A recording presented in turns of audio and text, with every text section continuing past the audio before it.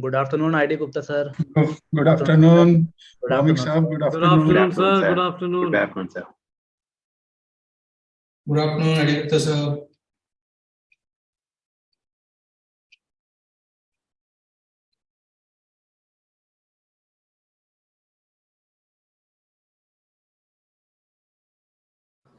Good afternoon, ID Gupta sir. Good afternoon, sir. Good Bhamik afternoon. Saab. Good Good afternoon. afternoon. Good afternoon, sir. Good afternoon. Vikas, can you kindly run that video, instructive video? Yes, sir. Yes, sir. I'm just playing, sir. Yes.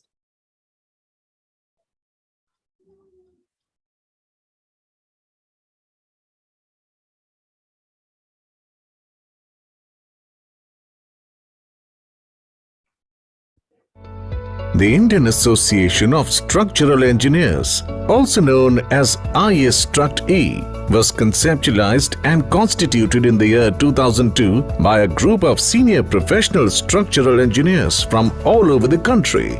ISTRUCT-E is registered under the Societies Registration Act 21 of 1860. ISTRUCT-E is a national apex body of structural engineers in India with a mission to promote structural engineering profession and cater to the professional needs of the structural fraternity. In the short span of 2 decades, association has attained an eminent position in the professional field. Its membership is valued very highly in the profession. Since inception, ISTRUCT-E has been led by eminent structural engineers like late Shri Mahendra Raj, late Shri Shri Kumar Ghosh, Shri Subhash Chand Mehrotra, Professor Mahesh Tandon, Shri Alok Bhaumik and Shri Manoj Mittal as its president. ISTRUCT-E is a permanent member of Engineering Council of India and interacts with the government on professional and policy matters related to civil and structural engineers. To expand its reach,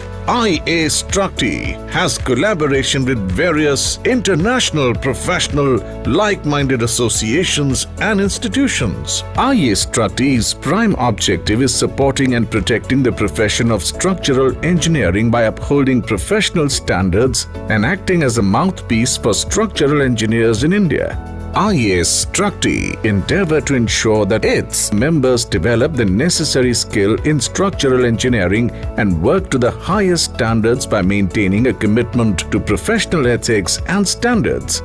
ISTRUCT-E is actively engaged in organizing several continuing professional development CPD courses for structural engineers to help them update their knowledge and advance their career paths. It also conducts refresher courses for young and practicing engineers and student-oriented programs, seminars, workshops, conferences, technical lectures and discussions related to the latest technological advancements and case studies are also organized regularly for members to enable them to continuously update their knowledge and skill set by interacting with the best minds from the industry. ISTRUCT-E's activities are widely appreciated and known for quality technical contents. ISTRUCT-E is also actively engaged in publishing its quarterly journal Structural Engineering Digest SED, code commentaries, professional guidelines and a monthly newsletter. ISTRUCT-E's publications are becoming popular with time. ISTRUCT-E has representation in various technical committees of BIS and IRC as well. Its members are actively contributing to National Code of Formulations. In the year 2020, ISTRUCT-E started National Awards competition to stimulate interest in the structural engineering field and to promote innovative thinking and creativity. The awards are presented to the winners in recognition of their outstanding contribution to structural engineering in the categories which include Outstanding Structure, Outstanding Structural Engineer, Outstanding Woman Structural Engineer, Promising Young Structural Engineer, and Best Master's Thesis in Structural Engineering. ISTRUCT-E is currently operating from 4 regional centers, namely Eastern, Western, Northern, and Southern, having its headquarters in Delhi to inculcate the professional culture and provide handholding to the budding engineers. ISTRUCT-E has its student chapters in several leading engineering institutions as well. Membership of IAS Struct E is open to all civil and structural engineers engaged in structural engineering profession. Members are elected based on their qualifications and experience in different grades as per eligibility requirements prescribed in the bylaws. Each application is carefully scrutinized before electing the members. More information about IAS Struct E is available on its website www.iastruct.co.in.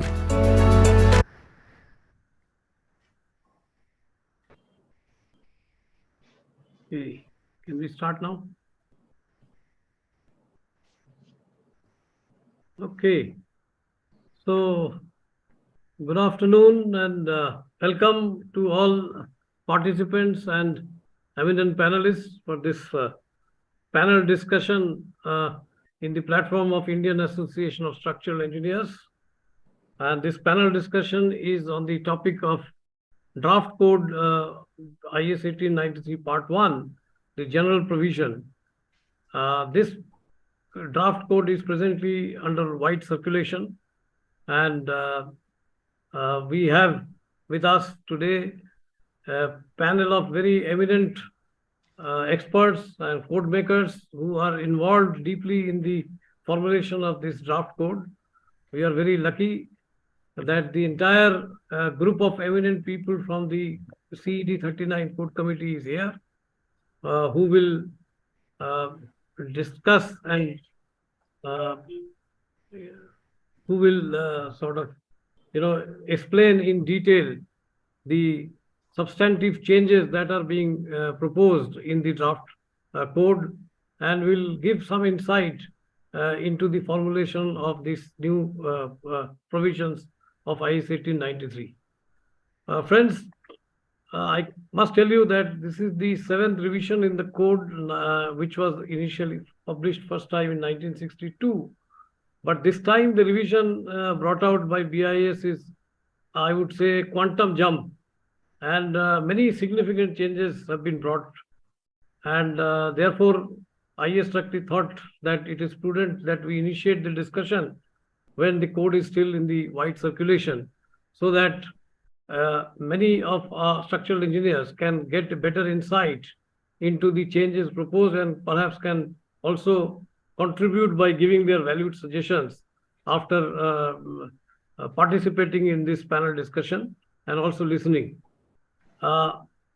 We are very thankful to the eminent lead speaker, Professor CVR Murthy, who has agreed to give the initial opening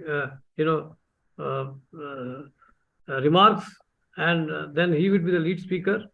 And we are also very, very thankful to the panel of experts who represents both practicing engineers, academicians, and people from research institutions, all of whom are key members in the BIS Code Committee CED 39. Each of them will bring their own unique views and explain various clauses of this draft code in detail. And I'm sure the participants will gain a better understanding of the draft code, and will be able to get insights and the reasons for these changes. Before I hand over the platform to the lead speaker, Professor CVR Murthy, I would request our president, Professor Pradeep Kumar ji, who has taken over the leadership of IAS Struct E recently, to share his thoughts. Let me have this pleasant duty of introducing Professor Pradeep Kumar, who is a structural engineer having more than 20 years of experience in teaching, in research, and in administration at IIIT Hyderabad. His areas of specializations are the nonlinear behavior of structures and earthquake safety assessment of buildings. His notable contributions are National Report on Earthquake Disaster Risk Indexing of Cities and Towns, a primer on Rapid Visual Survey, establishing the Earthquake Engineering Research Center, EERC, MTech program in computer-aided structural engineering, that is CASE. And he's a passionate contributor towards universal human values in academic institution, is a panel member of IS 456 and IS 1343, that is CED2, and a member of Earthquake Engineering Sectional Committee, which is CED 39, who has basically came out with this particular revision of the code. He is also a member of National Building Code CED 46 and IRC Bridge Standards and Specifications Committee. He is a panel chair for developing the code for post-earthquake damage. So with these few words, I would like to hand over this platform to Professor Pradeep Kumar, President IAS Tructee, to carry on with the further. I unfortunately will have to leave this platform because I am actually not in Delhi. I am somewhere else, and I have connected only for 10-15 minutes to introduce Professor Pradeep Kumar. He will be moderating the session and taking it forward. Thank you. Over to you, Professor Pradeep. Yep. Thank you, Bhaumik-ji. Am I audible? Yes, you are. Yeah, somehow my screen is frozen here, but I think if I'm audible, that should be fine. Yeah, thank you, Bhaumik-ji. Thank you very much. And good evening, good afternoon to all of you. And I was told some participants are attending from other countries also. So good evening, good afternoon, all. Namaste to each and every participant. And I thank all the panelists they have agreed to contribute their time and also answering the questions which will be raised during this panel discussion. So just to tell you in a few sentences about the association, IAS Tructee is a professional society which works for structural engineers, and this got conceptualized 2 decades ago.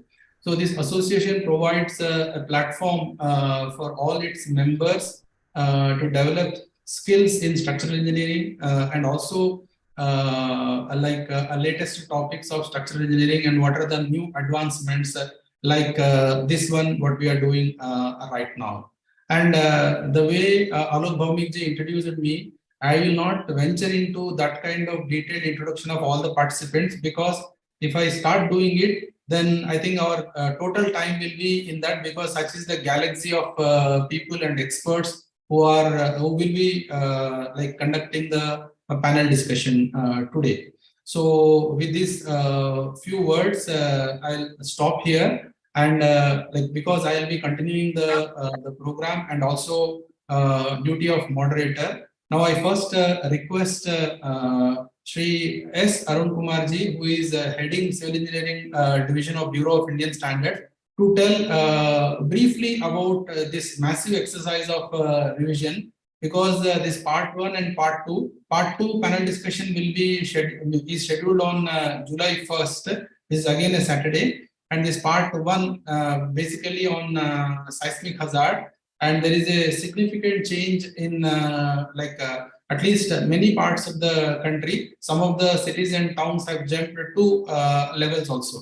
So now I request Shri Arun Kumar-ji to give some brief outline of this code revision. Shri Arun-ji, over to you. Thank you very much, President IAS Tructee, as well as past President IAS Tructee. Namaste to the participants and fellow panelists. As you all are aware, a revision of standards is a universal practice which is done by various national standards bodies. In the country India, BIS, which is a national standards body, every technical committee which has prepared the relevant Indian standard is actually entrusted with continued servicing of all such standards.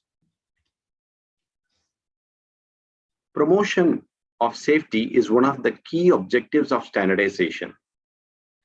In line with the objectives of standardization, standards are reviewed towards facilitating, say, trade, imbibing the best practice, etc., and also to define the clear and unambiguous provisions. Thus, in doing so, standards reflect the state of the art and also provide a framework for future technological development. Thus, as a result of such review, the standards are either reaffirmed or amended or revised, sometimes even withdrawn. You all are aware on today's topic of standard, that is IS 1893. This standard was first formulated in the year 1962 and is now entering its 7th revision. As most of you would have noted, in this comprehensive 7th revision of Part 1, the standard is being proposed in 2 different parts. One aims to deal with the general provisions wherein the design, earthquake hazard, and the criteria for earthquake-resistant design are covered. And there is a second part which will be on buildings alone, which we'll be discussing with similar panel the next week as just briefed by the President. Today, India has developed its problems, not only today. In the year 2010 itself, the government of India had published its first probabilistic seismic hazard map of India. After many years, since other countries have codified them in way of their national standards, in this ongoing revision of IS 1893, it has been decided by the Earthquake Engineering Sectional Committee CD 39, which was constituted by the Civil Engineering Division Council, to include the PSH map for India. While developing this PSH map, further research work was carried out by our fellow panelists from the IIT Madras under the guidance of the MAP subcommittee with funding by the National Disaster Management Authority, Government of India. Not only the seismic zoning map of India has been updated this time, but the ways through which the map has been updated and has been presented to all of us has been explicitly spelled out. This is with a view to further any future research with which other individuals would like to do. Thus, audience are provided with both the necessary input, which I'm very much sure that it would spell out the rationale behind what is presented in the draft revision of IS 1893. BAS particularly appreciates the efforts put in so far by the MAP subcommittee led by Dr. I.D. Gupta recently in arriving at this PSH map, as we see now. I myself used to wonder that all through the 14+ meetings of MAP subcommittees, which used to meet very periodically and systematically in a span of 2 to 3 weeks time, taking in the inputs from variety of members of that subcommittee as well as of the main committee CD 39, under which 39.4 functions. It was a daunting task, I must say, for that PSH map to be developed and to be presented as we see in 1893 revision. I am also equally keen to hear from the users of the standard, apart from the various written submissions which have already been sent to the BIS, because as mentioned by the past president, the last date for comments is nearing, which is 25th of June. I'll stop here and I thank you for your patient listening, and I'm too eager to listen to the deliberations today. Thank you. Yep. Thank you, Arunji. You put it very nicely about the whole exercise and what went into bringing out this the new avatar of IS 1893. So let me briefly tell you about like how this panel discussion will flow.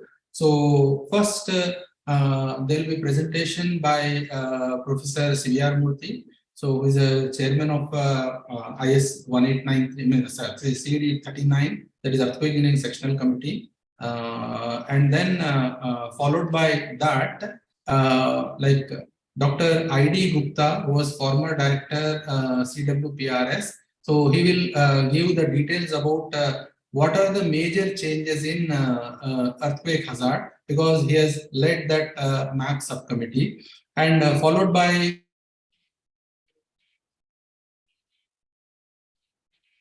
Dr. I.D. Gupta.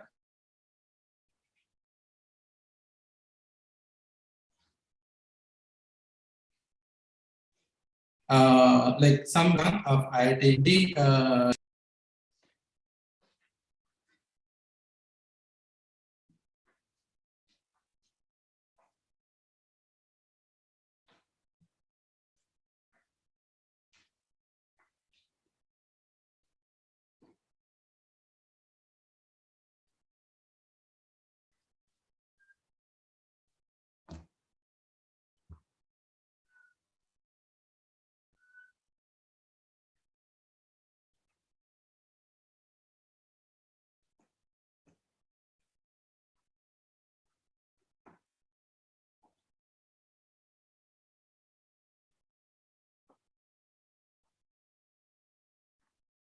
Yes, sir. Just talk to Pradeep Kumar, sir. He has disconnected some internet issue. He requested Professor CVR Murthy, sir, to start the presentation.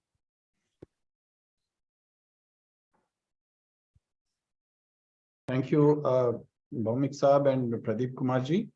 I'll continue from where Arun Kumar, our head Civil Engineering Division of Bureau of Indian Standards, has spoken.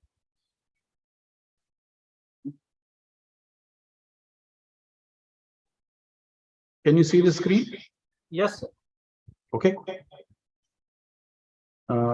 Good afternoon. I welcome all the participants.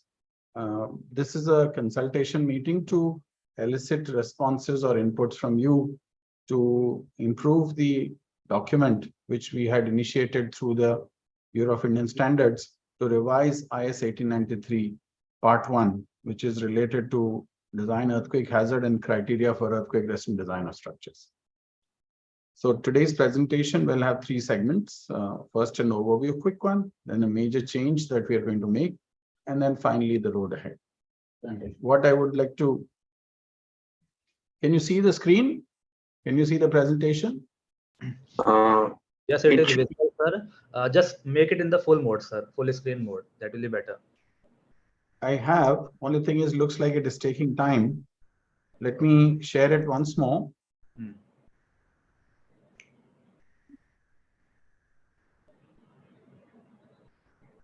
Is it visible? Yes. Yeah, now it is. Correct, sir. Okay. So today's presentation will involve three segments, and the focus of 1893 Part 1 is earthquake hazard.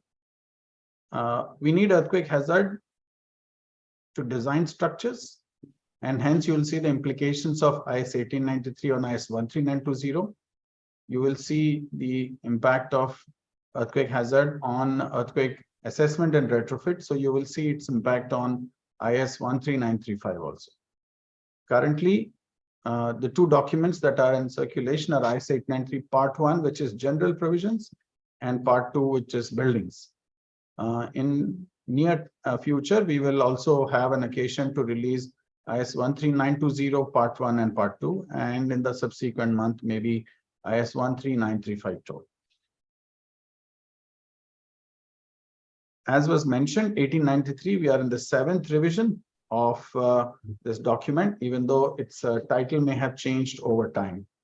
Just a quick review, the mandate that we have from the Bureau of Indian Standards is to undertake a comprehensive harmonization of all the standards related to earthquake safety. The dominant set is presented in front of us, and what you are seeing is that now on all documents will be placed along three verticals. One is IS 1893, which is related to design earthquake hazard and criteria for earthquake resistant design of structures. Then it will be IS 13920, which is specifications for earthquake resistant design and detailing of structures. And then IS 13935, principles for earthquake safety assessment and retrofit of structures. IS 1893, 13920, and IS 13935 will now be in 11 parts. Some of it, the work has begun, and in some, the work is underway. The motivation of this revision are three of them. One is that we've had surprise earthquakes in India, in the peninsular India, and the losses were very large. In the last 35 years, we have lost about 50,000 people due to earthquakes in this country. But more importantly, the two surprise earthquakes alone have taken over 8,000 people's lives. What is even more concerning is that 80% of the population of the nation is actually residing in seismic zones 3, 4, and 5 as we speak today. And this is the moderate to severe earthquake shaking landmass that we have in our country. The two surprise earthquakes, which happened in peninsular India, then considered to be very stable, had intensities of 8 and 8 plus in the 1967 Koina and 1993 Killari earthquakes. The estimated accelerations, the peak ground accelerations, are over half a G in these two events. What we see is actually the evolution of the earthquake zoning of the country from 1962, when the first map came. There were 7 zones, and it got modified to 5 in 1984, and then got compressed to 4 in 2002. But today we are having the 5th revision of the zoning in that sense, even though standard has been revised 6 times earlier, and this is the 7th revision, but the zone map is standing for the 5th revision per se. But the important point to underline here is all our earlier 4 versions were largely motivated by the MSK intensity that was experienced at different parts in the country, at different locations in the country, and then the isoseismals were used as a basis for doing the zoning. So as a consequence, you will see every time there's an earthquake, you possibly see an island getting developed at the occurrence locale in the region where the earthquake happened. And that's how along the Himalayas, the Srinagar island, and then the Kangra island, and then again the Uttar Pradesh island, and then the Bihar, Nepal. All these are a consequence of occurrences of large earthquakes resulting in higher isoseismals. So as we stand today, where are our gaps? First is that we have insufficient data of the past earthquakes. Second is that we have underestimated earthquake hazard in the past, and that is what we are using in our standard today. Third is that we have insufficient instruments to record strong ground motions in future earthquakes also. So on the past, we have shortage of data. On the future also, if we continue the current situation or we project the current situation, we may have again shortage of earthquake ground motion recorded in the future events also. Just to tell us what happened, if you look at the peak horizontal accelerations in the Alpine Himalayan belt, we have the red bar showing us the recorded events, instrumentally recorded sizes of the earthquakes in terms of PGA, both in the subduction region along the ocean as well as the collision zone in the landmass here between the continents. You would see that blue bars are the ones for which we have historic information, but not instrumented, and the values are above 1G. And we will understand that if you had experienced an intensity of 9, 10, then definitely you're experiencing an acceleration around 1G. And which India has had the 1897, the 1905, 1930, 1950 earthquakes along the Himalayan belt. But when you look at the accelerations being used in design, these values are about 1/3 of what actually would have been experienced in each of these locations.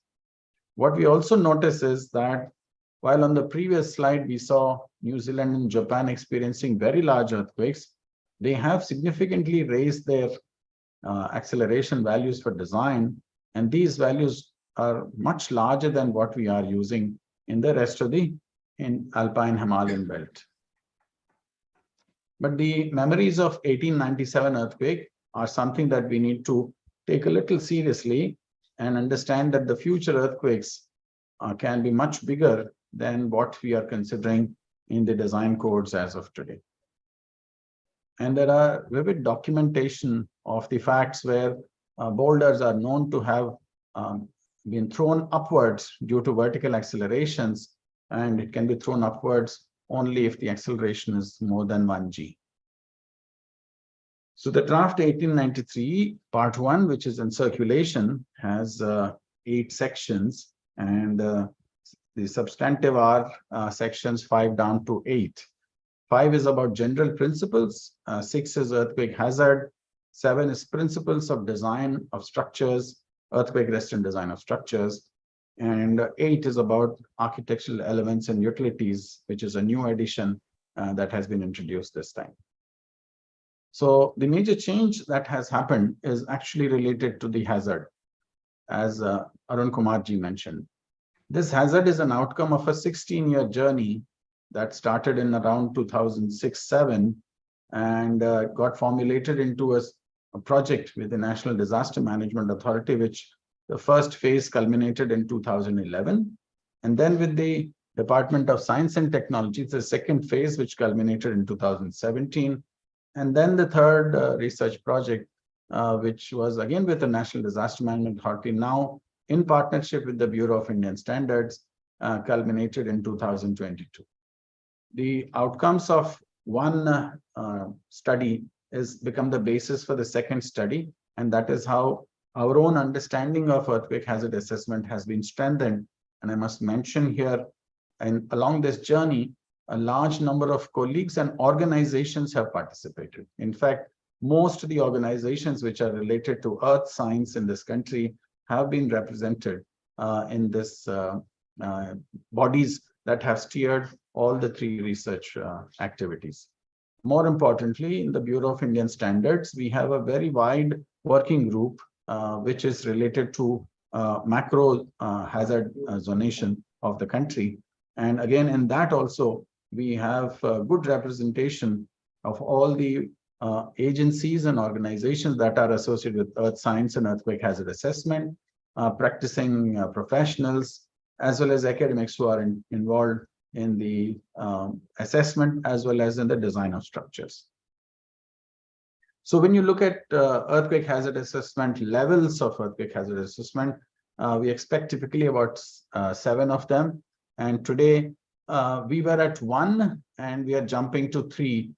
So that deterministic alone that we have absorbed, and we have gone into level 3 now, which has got both probabilistic and deterministic hazard assessment as the baseline for this proposal that the Bureau of Indian Standards is tabling in front of us. We have a long way to go to include ground motions derived from instruments that are placed in the country to capture active faults and understand the slip rates there.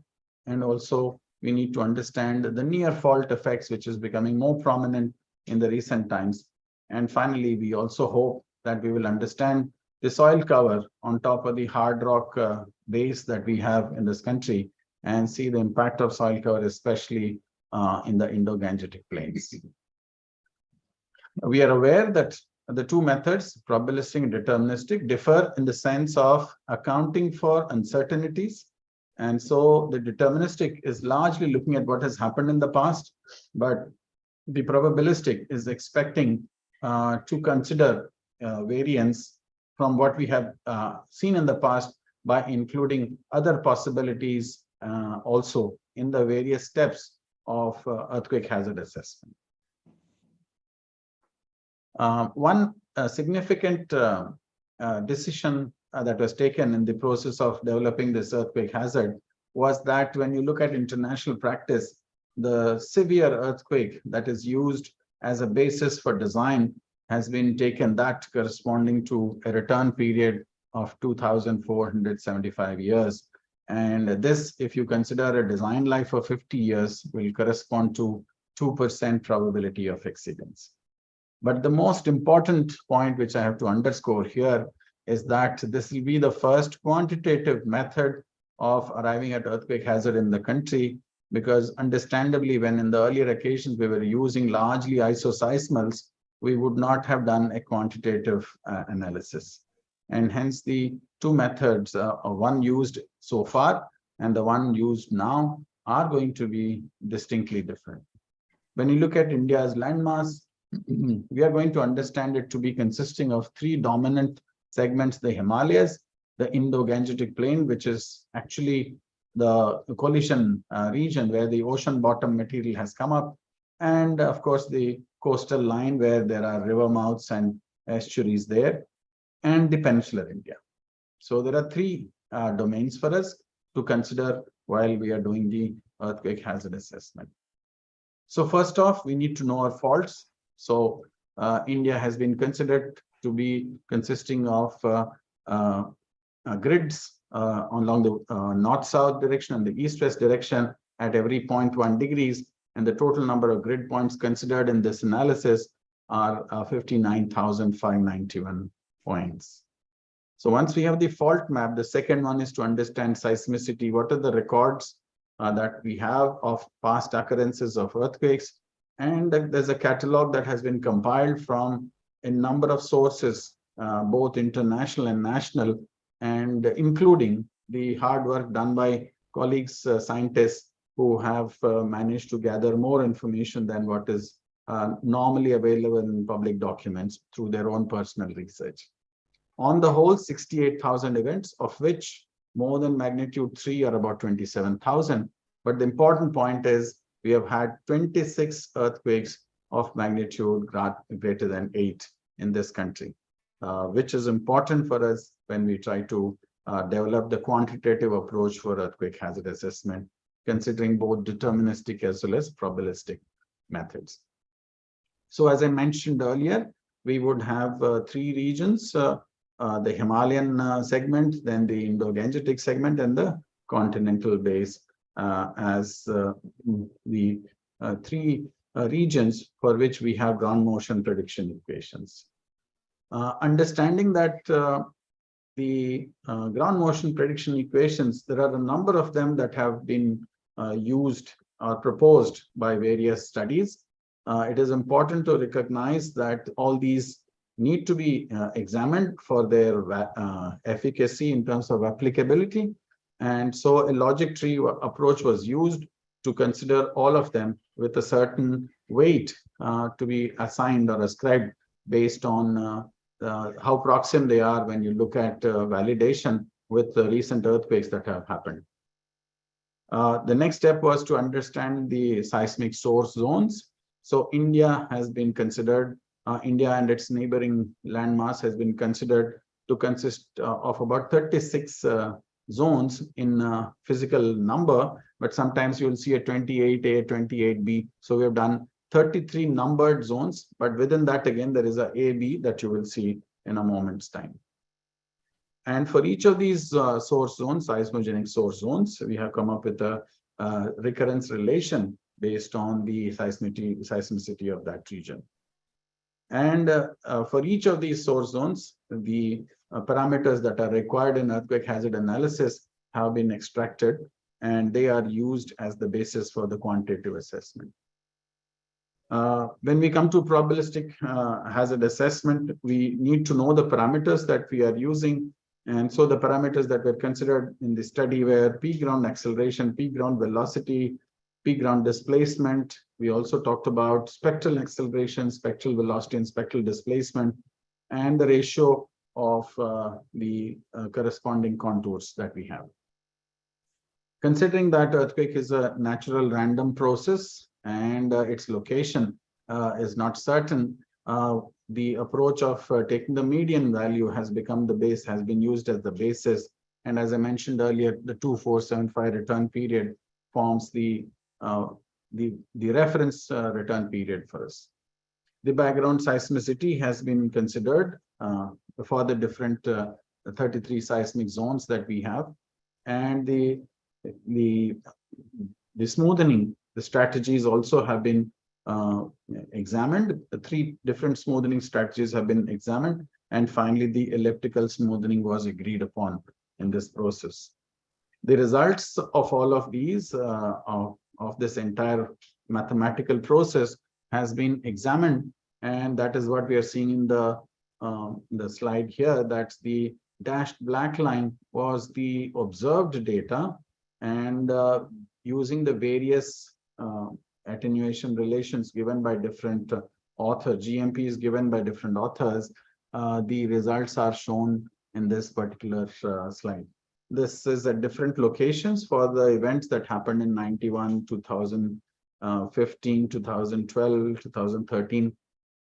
These are useful in trying to derive the weights that have to be used for the different GMPs. So based on this 2475 return period, on the left-hand side, you'll see the median values of the P ground acceleration. I must mention here that this is at bedrock, which is not the ground surface. This is somewhere in the basement of the earth, and the basement depth varies depending on the location of the site that we are interested in. So along with P ground acceleration, spectral accelerations were also derived by the same process. And when we did this probabilistic hazard assessment, we got numbers which were varying over a large spread, including very small values in some locations. That is when it was felt that we must consider deterministic hazard assessment also and make sure that at no location, what we have already seen based on deterministic hazard assessment will be undershot. And hence, the results from deterministic hazard assessment become the minimum value, at least the minimum value. And then if probabilistic is giving higher, then that will become the basis for design. In deterministic, there's a choice of maximum magnitude that can be considered along with the focal depth of that particular event. And this has been considered from various studies that were provided by different researchers, as well as a discussion with the subject specialists who are in the working group on the subject of macrozonation of India. In addition, there is an issue of a surprise earthquake that is niggling in our minds. And so an important decision was taken to consider a floating earthquake at all the grid points. And we mentioned earlier, it was about 59,000 grid points. A floating earthquake was also used of a magnitude that is likely in that seismogenic source zone. And based on that, the deterministic hazard assessment was also derived. Now, the next step was to put the two together, the deterministic and probabilistic hazard assessment, and came up with a contour for that. Now, what was necessary was that all this was at bedrock, and we had to bring it up from bedrock to Earth's surface, the ground surface of the Earth. And this is where the lithological map that was provided by Geological Survey of India was used. And research studies worldwide have shown that even though you have a certain type of rock, there is a certain amplification. And in alluvium, of course, it is the largest. And that formed the basis for moving the values from bedrock level to the ground level. And that resulted in a peak ground acceleration map that I'm showing you here, which is a set of contours. Then these contours were converted into zones and through smoothing. And the discussion on whether we should use contours or zones also took us about 2-3 meetings to conclude. And finally, it was felt that instead of doing 2 jumps on the design process side, which is going from deterministic, from the isoseismal base to probabilistic and deterministic hazard assessment, and also from zones to contours, we'll do one this time, and we can do one later when we have understood the subject of probabilistic hazard assessment. So this is the map that came out with 5 zones this time. And in the numbering also, it was decided to keep seismic zone 2 as the lower one, as is right now, and added one more zone on the top, which is seismic zone 6. Now, this seismic zone map that was derived was superposed with the seismicity of the country. And we can see that they are consistent. The zone map is consistent with the seismicity that the country has experienced in the past. Also, it is consistent with the fault lines that we have in the country. There'll always be small exceptions here and there, but in general, there is a consistency between the earthquake seismicity that we have experienced and the fault zone, fault lines that we have in the country. When we look forward in time, in terms of the earthquake zone map, the role of instruments will play a very important part.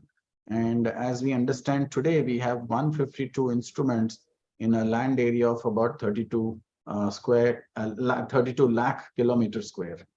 And this comes out to be 21,000 instruments per kilometer square. In contrast, we are looking at the other countries where Japan has 1 instrument in every 150 square kilometers, and US has 1 in every 3,700 square kilometers, and Taiwan 72 in 1 in every 72 square kilometers. So this tells us that there are nations that have gone and used instrumentation as a basis to improve their earthquake hazard. And the names that are in front of us tell us surely that they have improved their earthquake performance of structures in the past earthquakes. At least the 3 countries, Japan, USA, and Taiwan, are striving very hard to stop loss of life, and they have succeeded largely in demonstrating that over the last 30 years particularly. We are seeing improvements in Italy and Iran by the arrival of earthquake instrumentation. Now, a quick look at what we have currently, 1893 Part 1 2016, and the one that is in the draft stage here. Shows you that broad characteristics remain the same. The islands that we had earlier, that Koina Island still remains, but the Himalayan islands are now ironed out. And you would see that, so on top of the Himalayan hills will be seismic zone 6. Adjoining that will be seismic zone 5. And then further down on the plains will become seismic zone 4. But the broad trends are still remaining same. The recent tremors that are seen in peninsular India have also been accounted for when this zone map was developed. So what are the implications of this? We needed to come up with this hybrid method because India is going through a very, very fast-paced rural to urban migration, in which major infrastructure is being developed in the urban areas, not to talk about some of the fundamental infrastructure like power and water reaching out to the interior areas also. So when you look at the new developments, which are going to be 2.3 times what we already have in the existing urban areas, tells us that there's an urgent need to better estimate our earthquake hazard. So we need to balance our unknowns. So what are our unknowns? Unknowns are that we don't have much data from the past, and that we need to account for large events that are likely in the future, because history shows us that we are going to have some large events also in future. So we have earthquake zones, 5 of them, and the zone factors which reflect the peak ground acceleration will go from in increments of 0.15 G from 0.15 G to 0.75 G.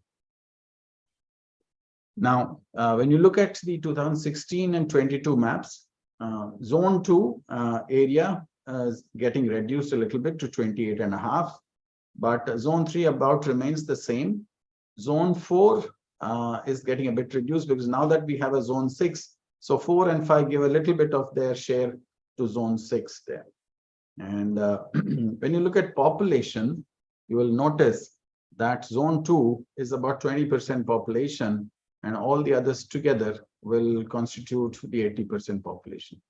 There is a significant amount of population staying in seismic zone 3, which is about 40%. So if you consider only zones 4, 5, and 6, that's about 40% of India's population, which means out of 140 crores, we are looking at about 60 crores population staying in the high seismic regions, seismic zones 4, 5, and 6. As I mentioned here, there's a need for making sure that we estimate, because of that 40% population in the high seismic regions, there's a need to have a realistic estimate of earthquake hazard. So far I was talking about the peak ground acceleration alone, but then we needed to understand what was the spectral shape going to look like. And so we needed to group the landmass into these different seismic zones that we have, 1, 2, 3, 4, 5, 6. And then based on that, we did extract the spectral shapes. And these spectral shapes are compared with the existing IS 1893 shapes. Very clearly, there is a need to push the corner periods a little bit. And so that is what you're going to experience when you look at the zone maps. But more importantly, we are going to walk towards an improved parameter for the purpose of earthquake the soil conditions, and that is through the shear wave velocity. So when shear wave velocity is classified internationally into type A, B, C, D, E, we will adopt the same practice in the country now. And for A and B together, there'll be one spectrum, C another, D another. And E, we have not produced a spectrum because E is considered to be very, very poor soil. So that is under discussion as to what we can do for that. A study was also done about vertical acceleration. Traditionally, we have been having an understanding that vertical is 2/3 of the horizontal, or in some cases half of the horizontal. But those those assumptions or those thoughts are slowly melting away as more and more data is coming from near fault regions in high seismic areas, where the vertical acceleration can even be larger than the horizontal acceleration.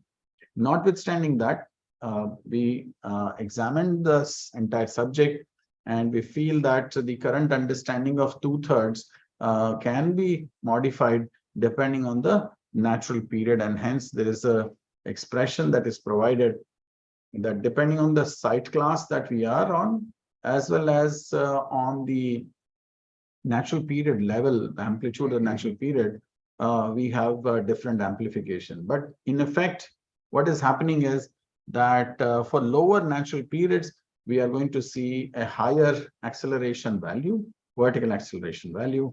And for longer natural periods, or larger natural periods, it will remain the classical 2/3 that we have used in the existing standard. So this was verified again from the various records that we have collected at different stations in the country. And we now have a spectrum which has got which has been extended up to 10 seconds. And earlier we had 1/t, 1/t square regions defined by corner periods, which are marked here as TAV, and the corner period that is separating the acceleration velocity periods, velocity regions, and that is going to depend on the site class and will now be 0.4, 0.6, and 0.8 as values. And the 1/t square will start around 6 seconds and go further beyond 10. Also, for different damping, in most structures, for the purpose of design, we might be using 5% damping. But in some cases, like in liquid retaining structures, where the damping is different because of the fluid that is there in the tanks, we may need different damping values. And hence, for that purpose, there is a modifier that is provided depending on the damping values. We could use that for enhancing or even reducing the spectral values. So in summary, what has happened is that we are looking at 2475 as the reference return period, and the values that I mentioned for the peak ground accelerations from 0.15 to 0.75 are mentioned for the 2475 year return period in different seismic zones. And these have been modified, or they have been changed for different return periods based on, again, the same probabilistic earthquake hazard assessment that we did as part of that effort itself. And for different return periods, these values have been derived, and they are proposed and are in front of us now. So the use of this design is the acceleration values that we have. Horizontal acceleration, design elastic maximum horizontal acceleration will be a product of the Z value, the zone factor, which is basically the PGA, and then the importance factor, and then comes the normalized spectral shape. So the shape that I showed you so far started at 1 and then climbed up and came down. So when it starts at 1, that is the one that refers to the PGA. So we have to scale for different zones depending on their Z values. They'll get scaled both for horizontal as well as vertical. Now this is the design elastic maximum pseudo spectral acceleration. When it comes to force, we'll multiply this with the weight and divide it by the response reduction factor, which is the method that we have adopted in the past also. The same will continue even here, both for horizontal and vertical. Just that the values of R will be given by the corresponding parts. So when you have 1893, it will tell you the elastic maximum, and then you take this R. So it is basically giving you the numerator. So the denominator will go from each of these parts. For buildings, what should be different types of buildings, what will be R values. different types of liquid retaining structures, bridges, industrial structures, and so on.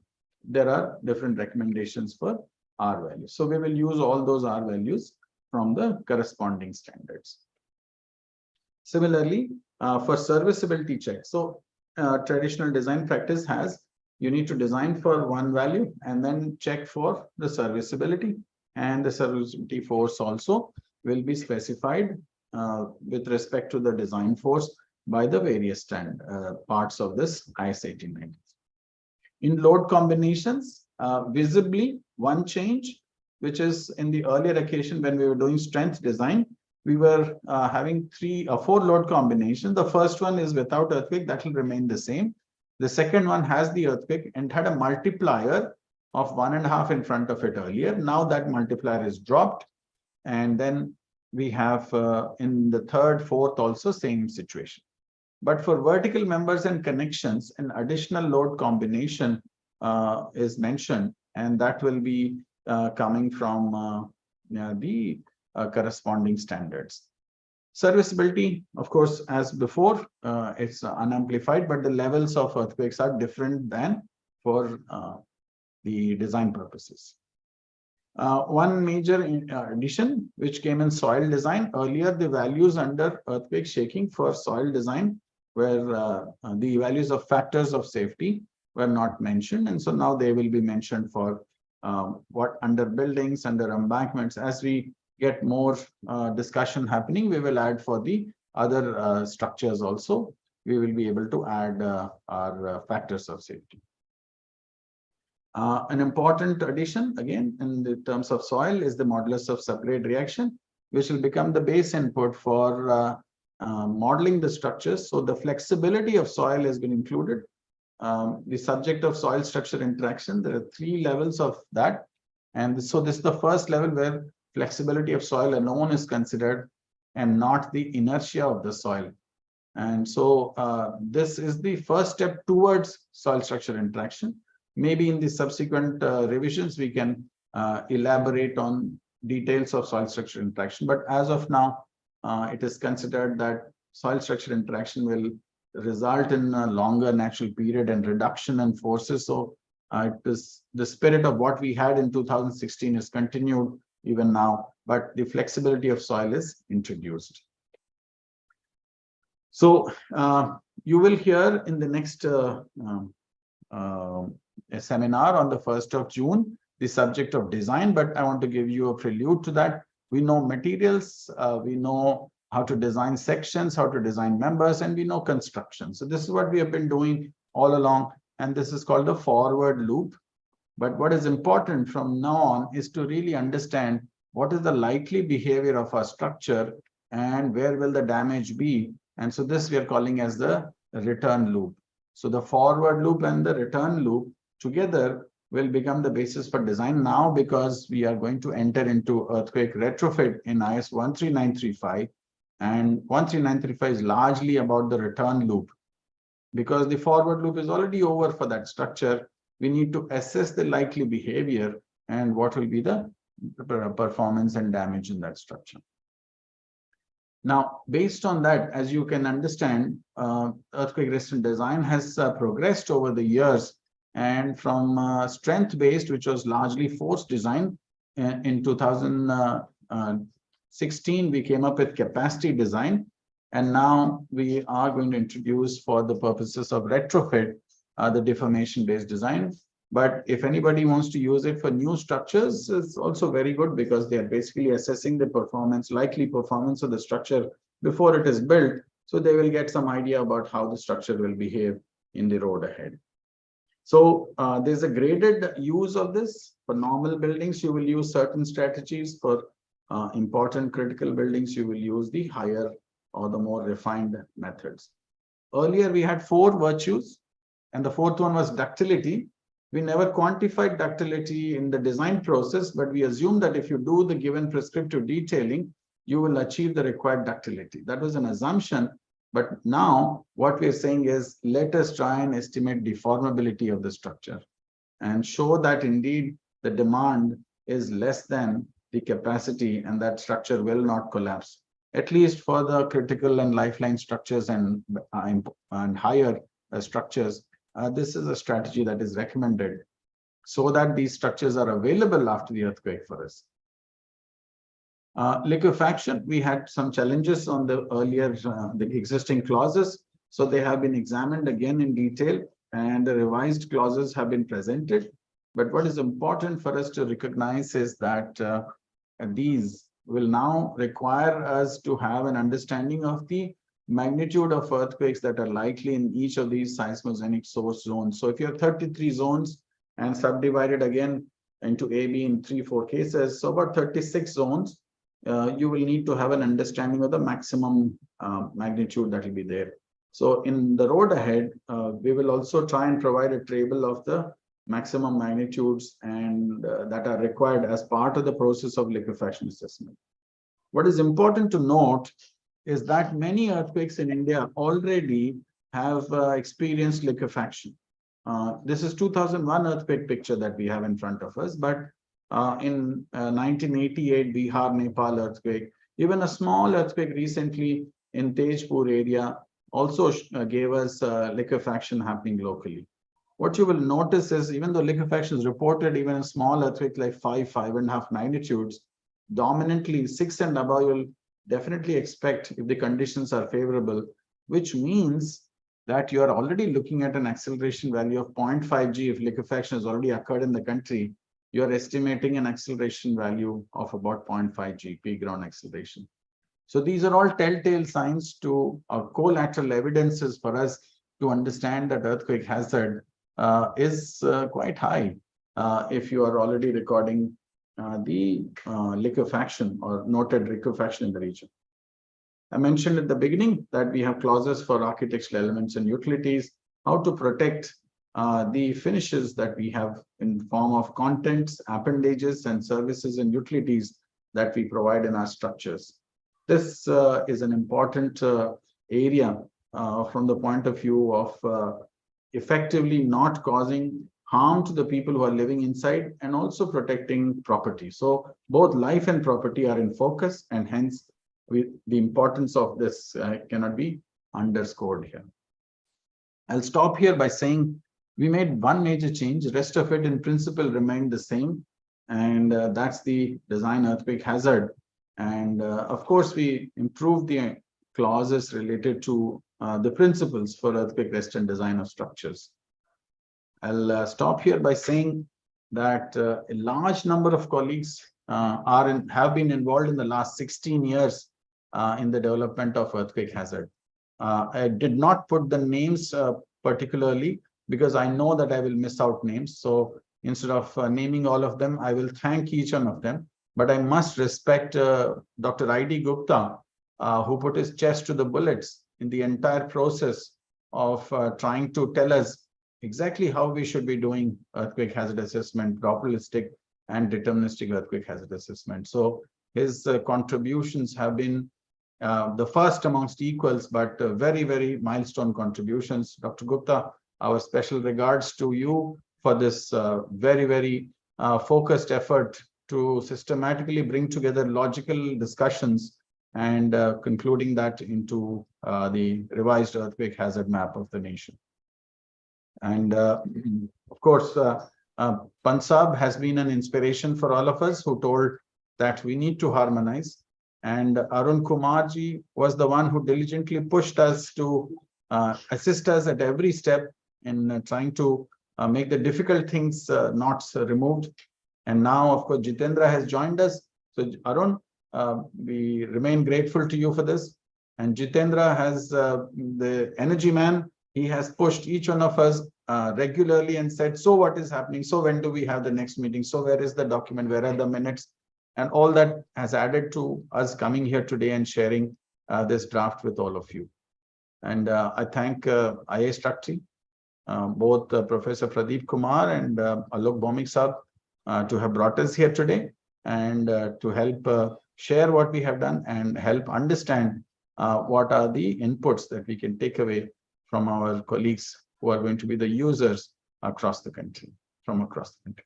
Ladies and gentlemen, I thank you for your time and attention. Thank you so much, sir. Thank you. That was really like a detailed like overview of what has happened in this massive exercise. I really thank you. Actually, while I was explaining the format of the panel discussion, there was some technical glitch, so I could not tell in detail.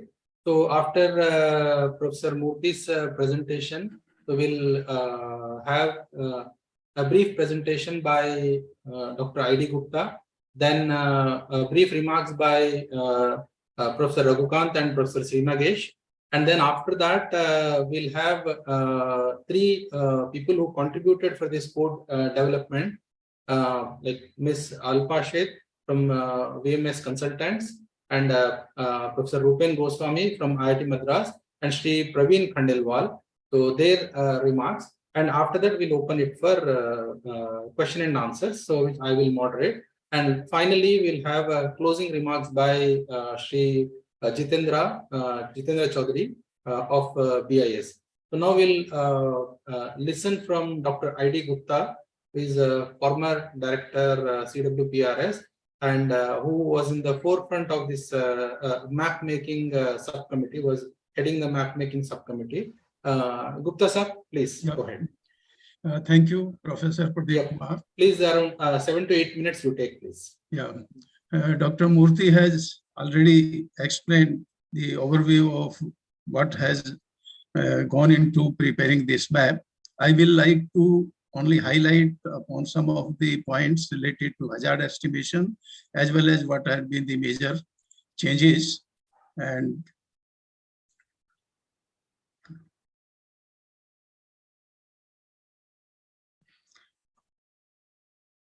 so, coming to the background, as already explained, that the motivation and background for taking up this exercise has been that many surprises has occurred, and the existing map has been slightly underestimation of the hazard levels. And not only that, the need had been also arose because the state-of-the-art methodology has been established as the PSHA approach. And this was done in late 90s at USGS, and they prepared the probabilistic maps which were included in the ASC code.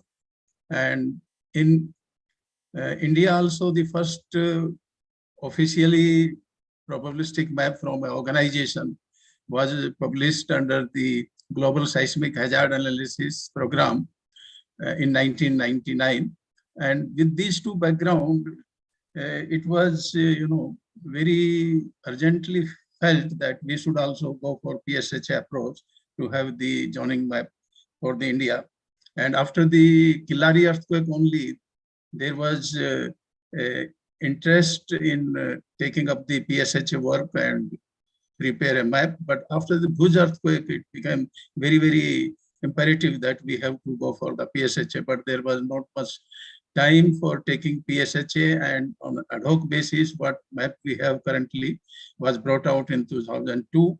And since then, the interest for having a PSHA map was there, and all through many efforts had been made in the meantime, and the map has come up only now after more than 20 years of the Bhuj earthquake. The main reasons for doing away with the current map is that it is a subjectively decided zone based on a limited number of earthquakes whose isoseismals were there, and enveloping contours were subjectively drawn to decide the zone boundaries, and the zone factors were decided based largely on the engineering judgment rather than any ground motion analysis. Now, the PSHA map is a fully quantitative map based on sound physical and mathematical principles, and is based on models developed using available data on past seismicity and the tectonics and geological setup. So it is largely free from subjectiveness.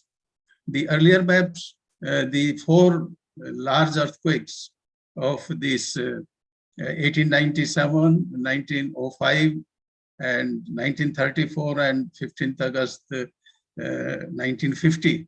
These earthquakes played the vital role in deciding the zones in the northern part of the country, Himalayas and Gangetic Plains, and some limited earthquakes like some in the Kutch area and in the peninsular India were also used to decide the zone boundaries. And if we look at these isoseismals, we see that very large area are decided having the same intensity levels. But if we see instrumentally measured or simulated ground motion, they vary drastically over these areas, and that's why our existing maps have been grossly smoothed out zones, which when we carried out, we will see that highly heterogeneous picture appeared. But because we didn't want to go for a large number of contours and a sudden change in the usage of this map, we have to a little extent followed the similar principle to come out with a zoning map with wide brushed zones, but they are still not so wide brushed as the earlier maps based on intensity contours were there. What probabilistic hazard conceptually means is very easy to understand.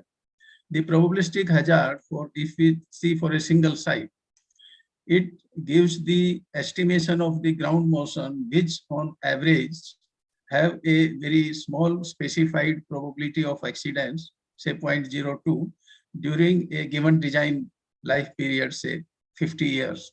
And this combination of 0.02 and 50 years gives 2475 years as the return period. And this sort of data observation is impossible in real practice. So the hazard is carried out by simulating such pictures mathematically and theoretically by modeling the possible seismic source zones. You have already seen, define the earthquake occurrence model for each source, and identifying or developing models suitable for predicting the mean and standard deviations of the ground motions at the site for all combinations of source and the sites. So PSHA is carried out at a large number of points, which has been indicated that 0.1 degree by 0.1 degree grid, making about 60,000 points covering the entire Indian landmass. Whereas if we see the observed intensity values from a limited number of earthquakes, they are very widely spaced, and thus the zones were grossly smoothed out. You have already seen the first step in carrying out this PSHA was to identify the seismic sources. And in reality, a seismic source has to be a specific fault, because we all know that earthquakes can occur only on individual faults. But all the faults are not known, and there are earthquake locations in between the faults. If we look at the available data, perhaps because the data is for limited period, so earthquakes have not occurred on all the faults, because each individual fault recurrence period may be quite large, and there may be minor faults which are not mapped. So it was not possible to use the specific fault as the sources due to the reasons that we didn't have the information to define the recurrence model for individual fault and what may be the maximum earthquake on each fault. So we went for the gross area type of sources, but they are also based on the difference in the tectonic setup and this distribution of the past seismicity. And the characteristics of all these we have already seen. We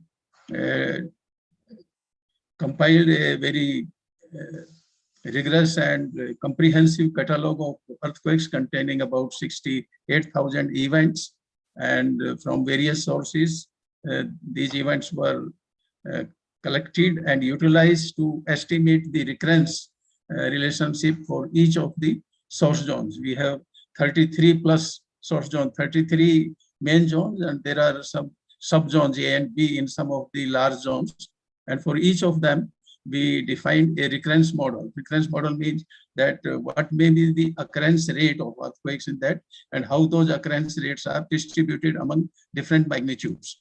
So the distribution used was with a maximum upper bound magnitude this is the model which is widely used. There are many other models also. And the parameters required for defining this model is obtained by fitting the Gutenberg-Richter relationship to the available past data in each zone. And that was done very judiciously by homogenizing the catalog and then declustering the catalog, and lastly by identifying the periods of completeness for different magnitude range, so that the estimates obtained are reliable as well as statistically stable. These recurrence rates were distributed over the entire region, means individually on each source zone and then comprising the complete region for all the source zone. And the traditional and classical way of distributing these recurrence rates is to distribute uniformly over each of the source zone, which is not a physically realistic situation. So in this exercise, we did it in a non-homogeneous way, and shown here in this map, by using a fault strike oriented direction elliptical smoothing of the recurrence rate. So this picture emerges with that sort of distribution, where the orientation of the faults is also taken into account, and the location of the past earthquakes is also. So both these input informations are taken into account in a more realistic way. The second important input is the ground motion prediction equations. And already mentioned that we don't have enough data to develop solely the equations based on Indian data, but all the available data were utilized to identify the from world literature the equations which match most closely the available data. And we selected these events following the data-driven methods and utilized in the process. And with that, we finally obtained the basic PSHA map. In fact, the original exercise we did not only PGA, but the spectral amplitudes also at various periods. But because we didn't want finally to go for a contour map, and we wanted to have, in principle, the new code which can be utilized with the simplicity of the existing code. So we utilized the PGA as the parameter to arrive at the zone maps.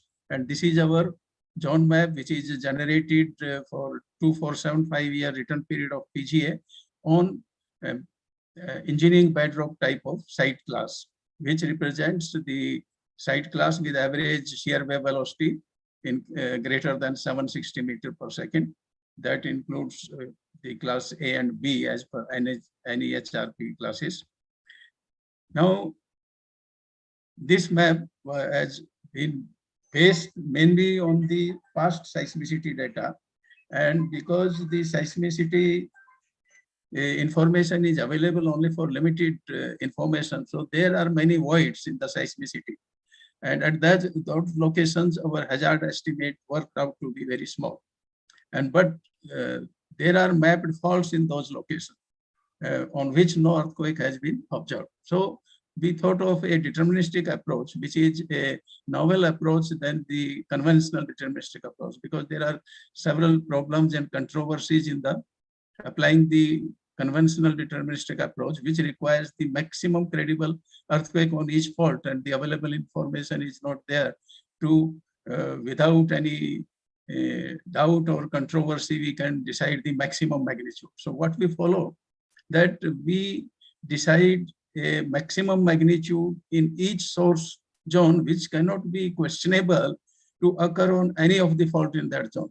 So we have decided the lower bound of the maximum magnitudes in each source area source zone to have a sort of lower bound to the deterministic ground motion, rather than deterministic is conventionally used to arrive at the upper bound to the earthquake hazard if it is done in its normal way. But because our hazard is mainly governed by the PSHA approach, and in that where there is seismicity voids and where some faults exist, so for that to fill that gap, we have decided a minimum magnitude which can be expected to occur anytime on any of the faults in that source zone in an unquestionable way. So get a threshold minimum level. And this is the map already shown to have a deterministic map for the threshold of the PGAs, and final map was higher of the two, PSHA and the threshold of DSHA estimates. We obtained this map, and this map is, as already told, is on the bedrock. So we applied the lithological units as the basis to work out the amplification at each grid site covering the entire country.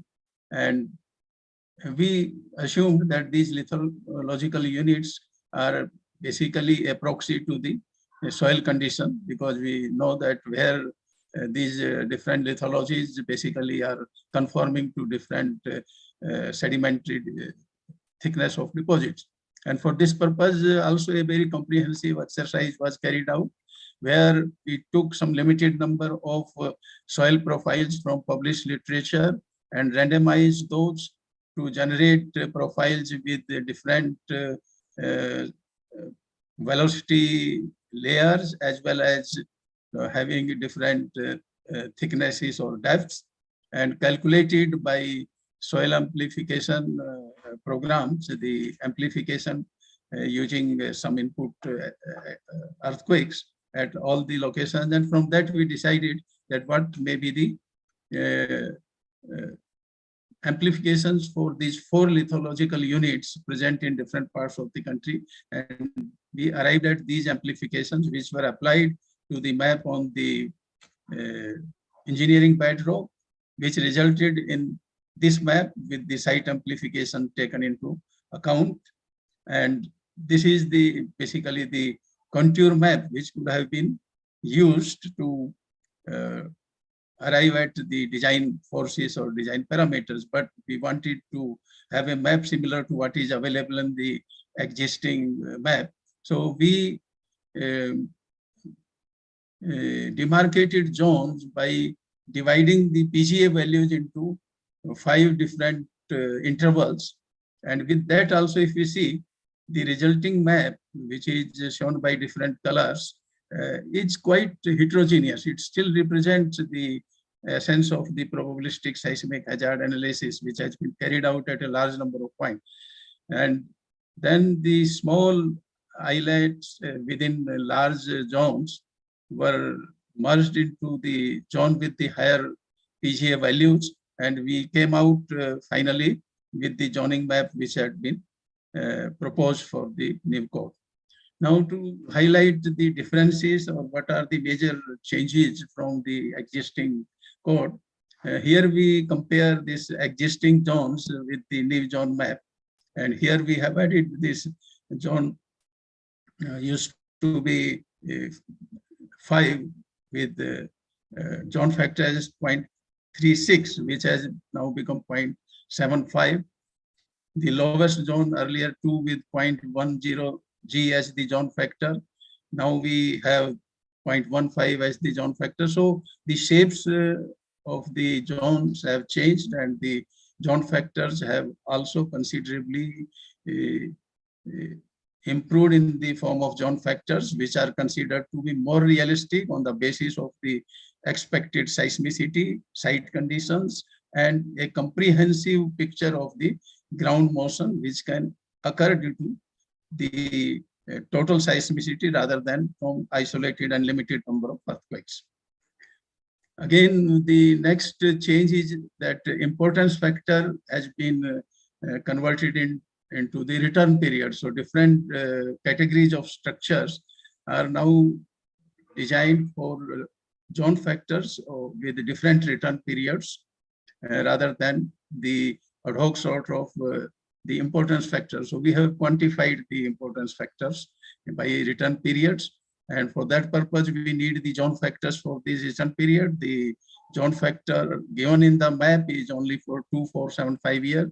So we again developed an empirical method to convert those zone factors to other return periods, which have been provided in the form of this table.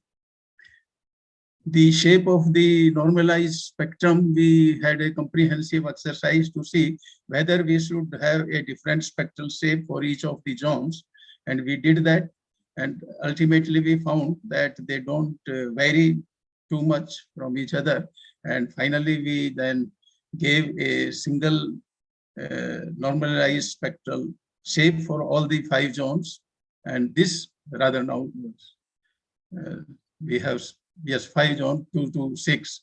So this spectra are now classified for 3 different site classes. Earlier, they were defined based on the mostly the qualitative description of the site classes. Now they are based on more quantitative description in the form of average shear wave velocity, which are greater than 760 for class A and B, 360 to 760 for class C, and 180 to 360 for class D.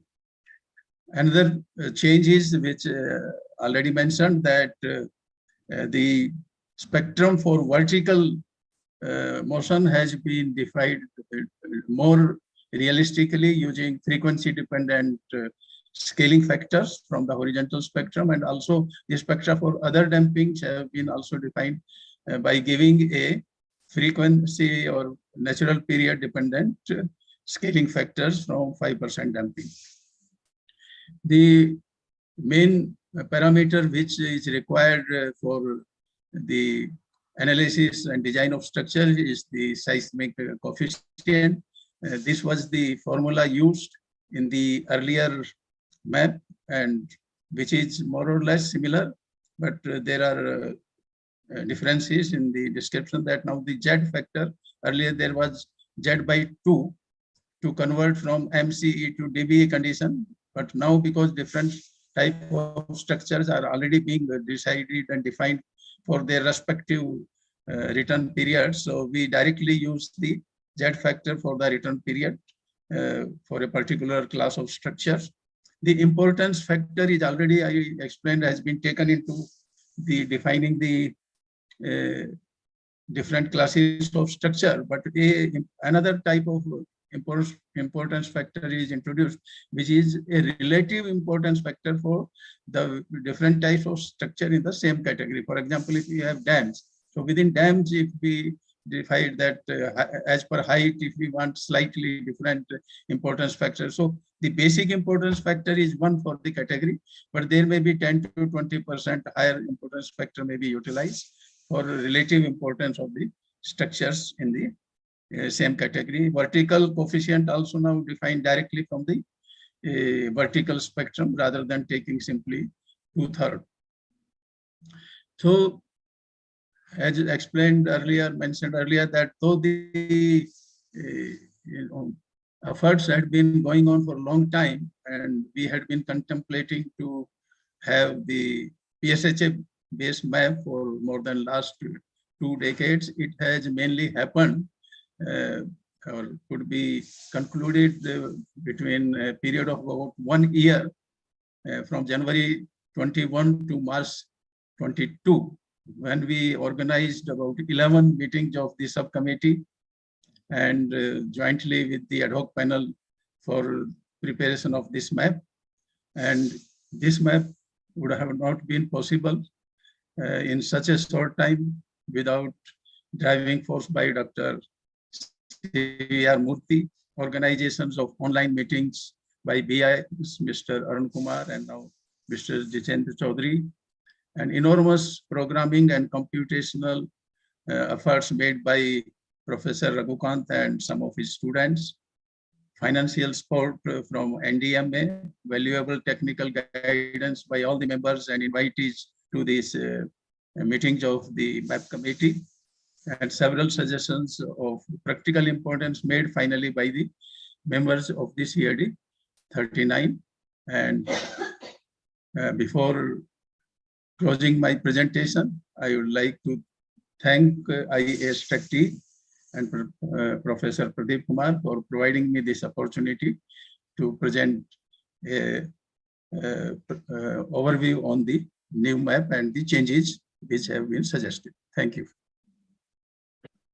Thank you, sir. Thank you very much. That was really a wonderful insights you have given into what has gone into making this new hazard map.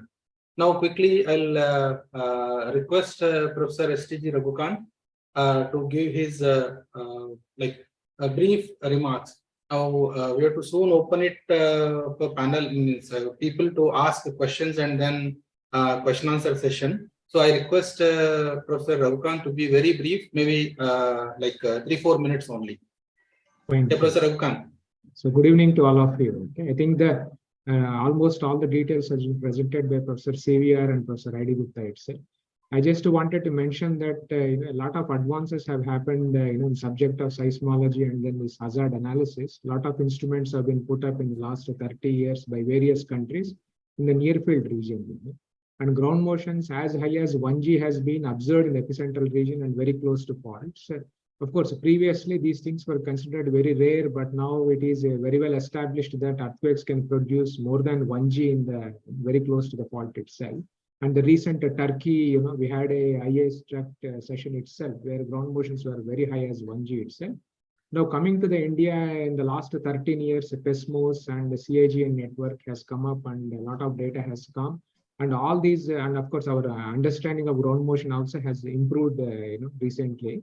Now, all these informations has been pulled up and the zone map has been obtained. And as of course, Professor CVR and Professor ID Gupta also showed you, the whatever zone map is shown in the recent codes, it is more consistent with the seismicity and then faults.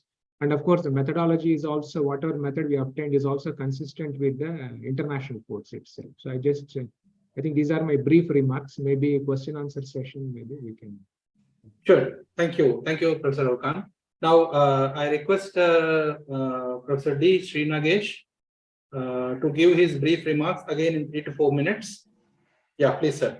Yeah, the most important thing as it has been covered in any seismic zonation and seismic hazard analysis, the source characterizations are extremely important. And fortunately, what we had is these little swarms which are active in the peninsular shield gave us a lot of insight which went as an input into these maps.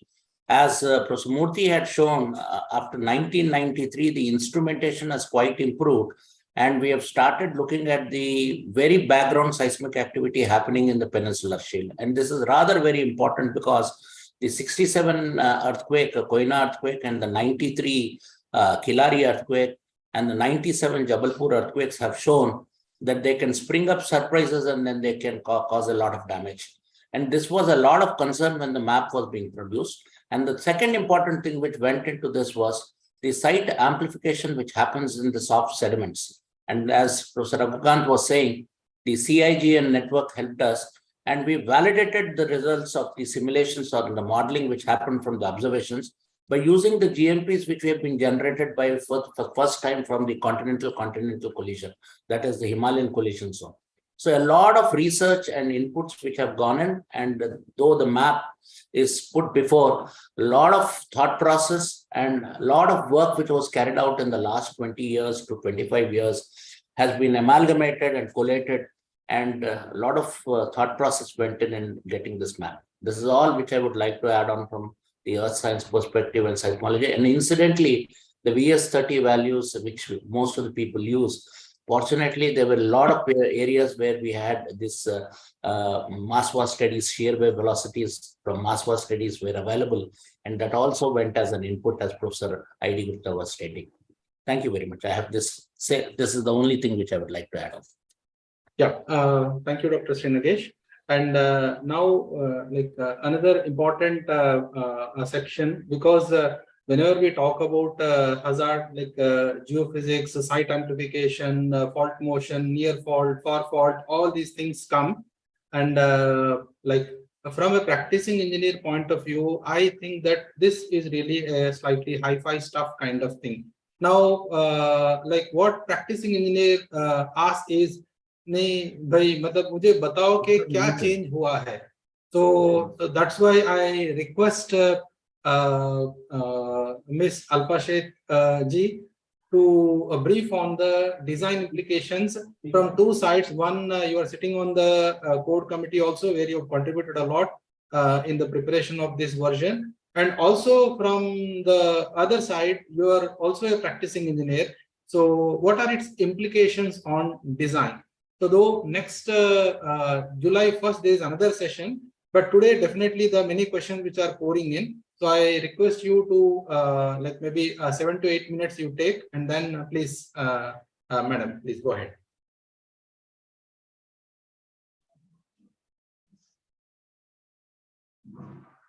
Ma'am, you are not audible. You are on mute. I'm sorry about that. So thank you, Dr. Ramanchalla, and thank you, IISc, for having organized this. This was really much required.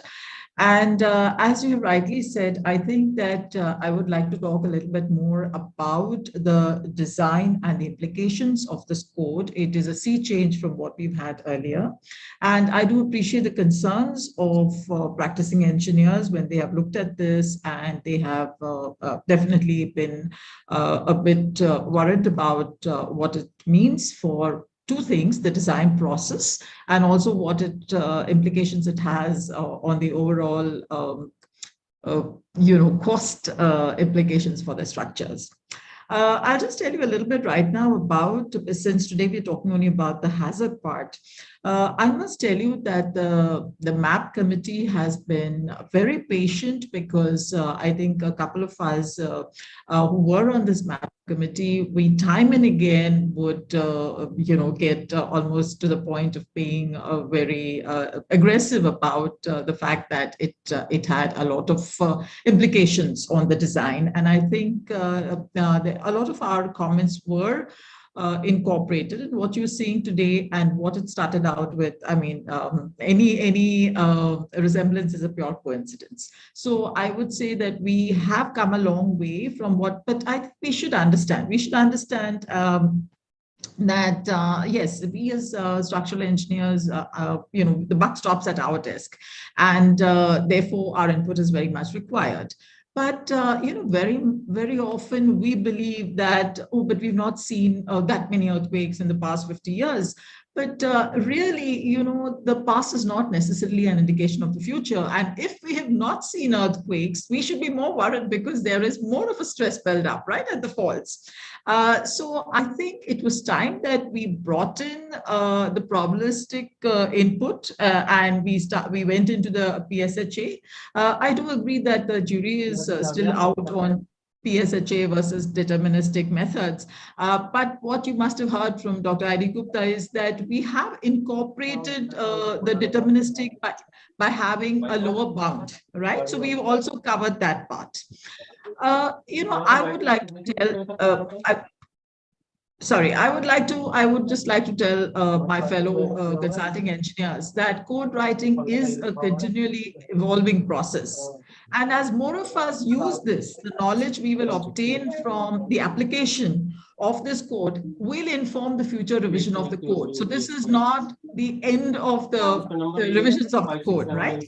And the question is, oh my God, how can we have so many changes? I'd just like us to remember what happened to the emission levels for our cars. Up till 2000, we had no limit on any emissions, right? You had the BS1, which came out in 2000, and then you had the 2002, which came out in 2001. BS3 came out in 2005, and today we are at BS6. The emission levels of what we call the Bharat stage, or the Euro 6 and BS6 are the same, which came out in 2020. And now look at the very strict limits of what you can have as your emissions of hydrocarbons and NO, and so it's something which we must realize the world is changing, and a lot of the other fields, because they change so fast. If you're in the IT world, every 5 years, it has completely reinvented itself. I think we as structural engineers, I think, are so resistant to change. So anytime something comes in and it seems very different from what we are used to, we're all up in arms. I think let's be a little bit more adventurous, and let's have an attitude that, okay, we're going to try and use it.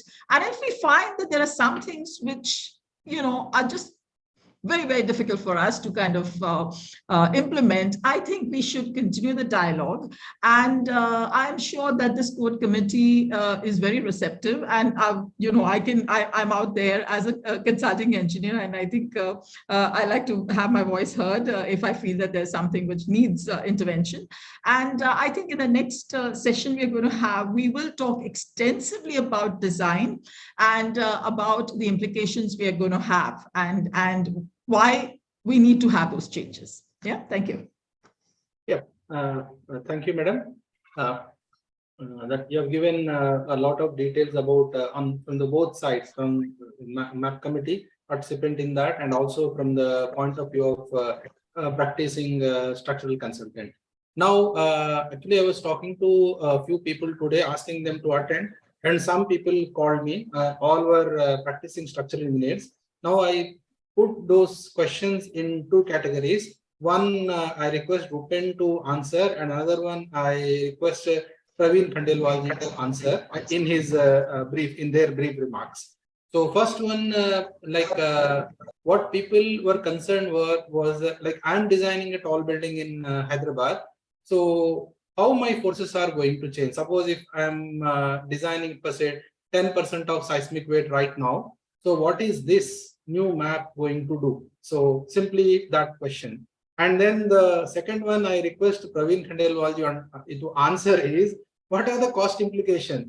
अभी मतलब 2 करोड़ में बन रहा है, वो क्या 3 करोड़ हो जाएगा या 2.5 करोड़ हो जाएगा? So that kind of thing. So while you talk, so please try to give some information on that. Rupen, over to you. Thank you, Professor Pradeep.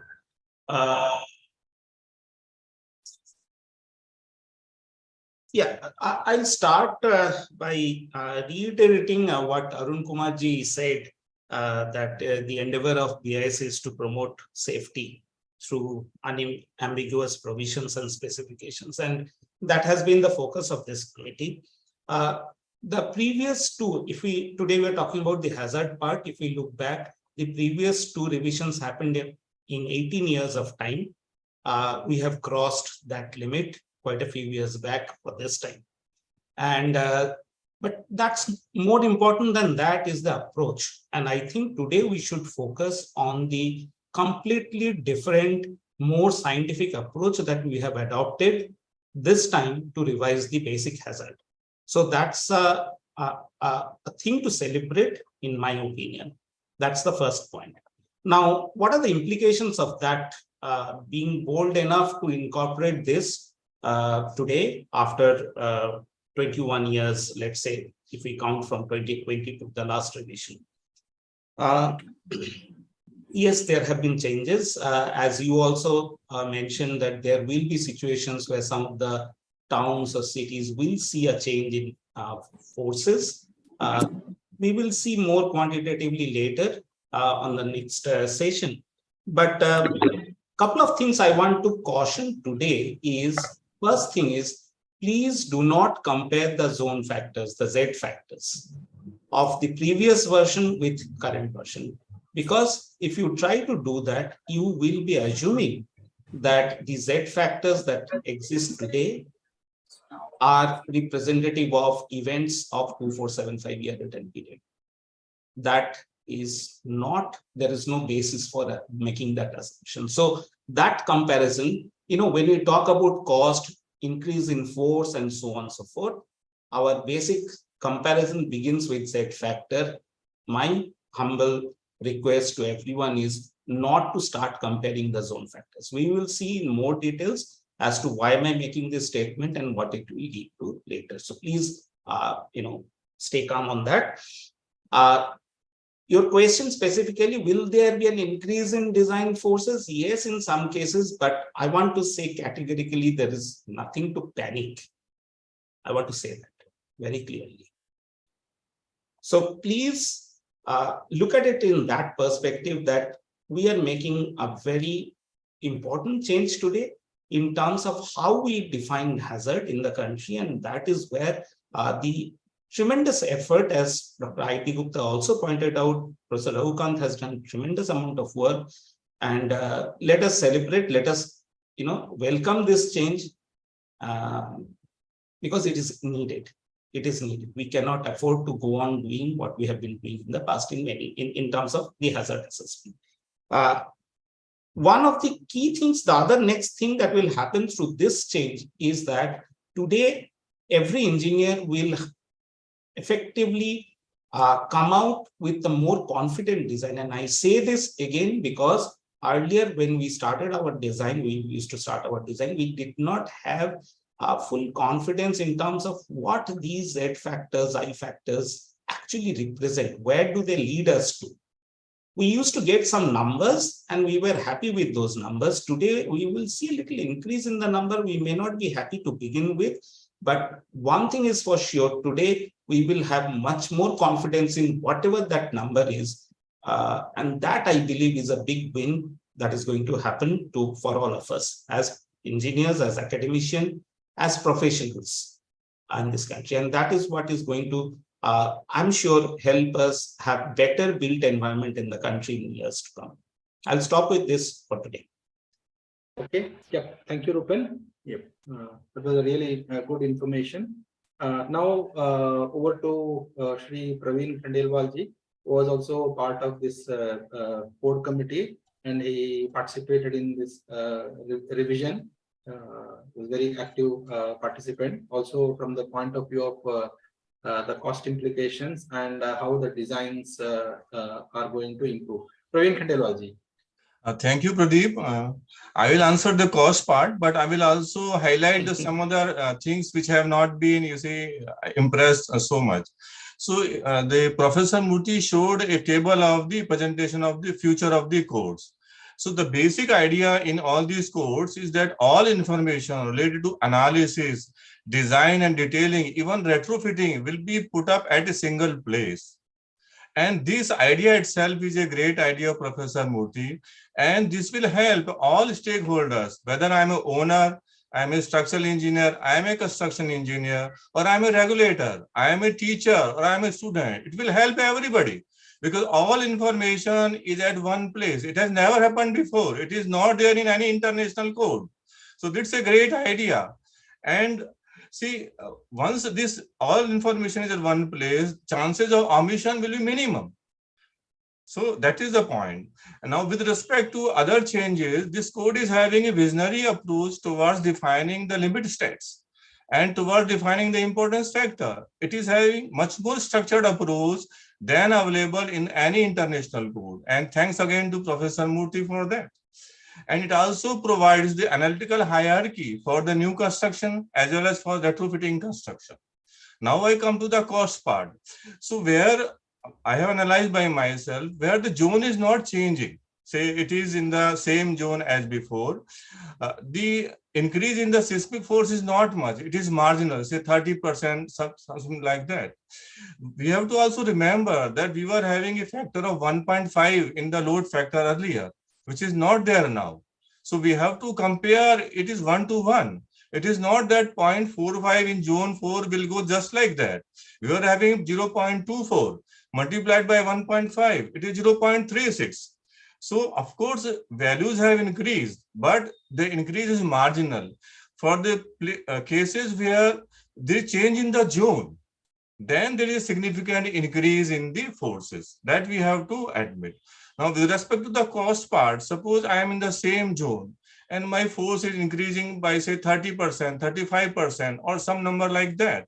What we have seen in the industry, that cost of the civil works is only 20% of the total cost. So in that there is a seismic cost. So wherever zone is same, there will be marginal increase in the cost, but it will not alter the economics significantly. But for say civil engineering structures like buildings, which are primarily governed by the civil cost, there will be some increase, but it will not be significant.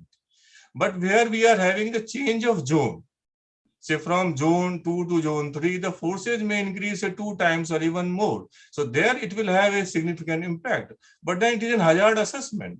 We were not knowing that it was so risky. So that cost has to be paid with respect to the hazard.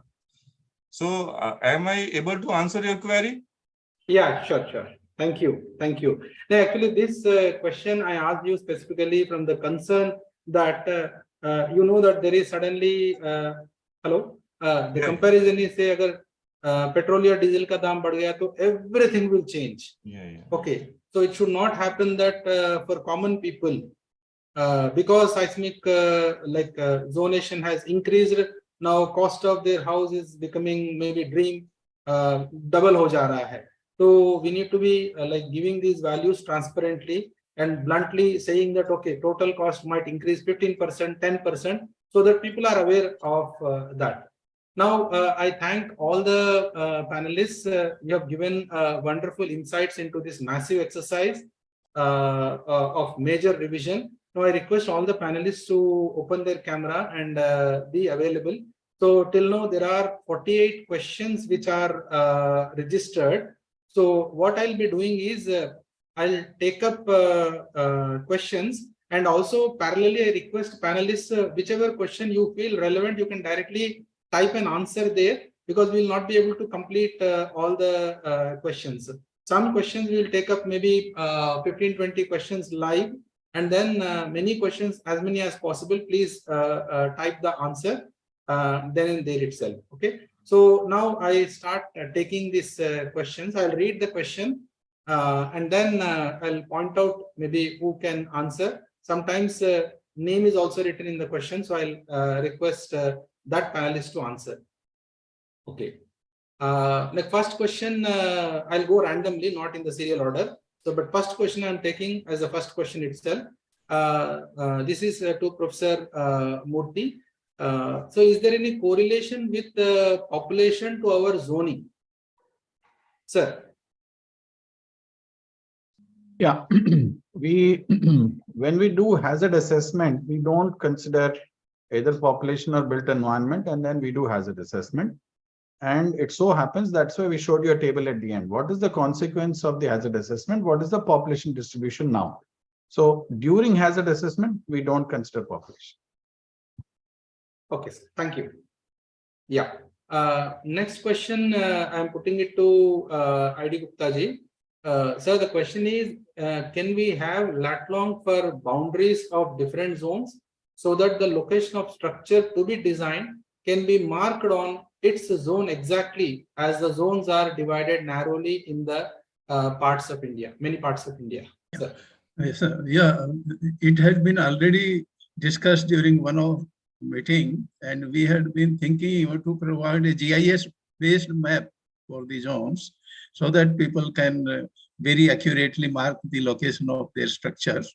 And just providing the boundary should not be any difficulty. We can have a mechanism. It can be available on the website of BIS, or maybe given as a GIS map. Definitely, sir, that will be really useful. Now, this next question is to Professor Rupen.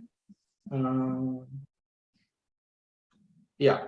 Will the code outcome shall be integrated with IS 456 and other code, that is node combinations, etc.? Rupen? Yes, absolutely. It will be done. Work is under progress, and it's just that it's going to take a little while, but eventually we will have all the design codes, IS 875, which gives the basic combinations, 1893, IS 456, IS 800. All of them will be on the same page. Definitely it will be done, but it may take a while, so be patient. Yeah, thank you, Rupen. The next question is to Professor Srinagesh. So the question is, what about microzonation? Some of the area is kept under high seismic zone, then fault line. So can we get the microzonation maps, please? The microzonation is being carried out for more than 50 cities by the Ministry of Earth Sciences. And they have been extremely specific, working on the existing seismic zoning map, that is seismic zone 4, 3, 4, now 4 and 5 they are working on, and some important cities which are very important in seismic zone 3, especially the metropolitan cities. So like for Delhi, you have already a seismic zoning map. For Guwahati, you have a seismic zoning map. So such kind of maps are being produced, and MOES is the custodian, and anything required regarding a particular city on the microzonation aspects, they can all contact the National Center for Seismology and the Ministry of Earth Sciences. Yeah, thank you. Yeah, the next question is to Ms. Alpa. Please unmute. Please unmute yourself. No, I'm unmute only. Yeah, Madam Alpa Shetty, आपके लिए question है. Not audible.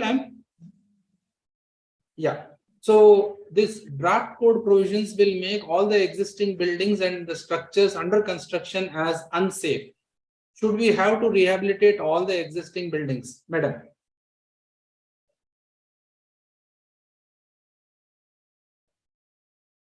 Madam, you are on mute.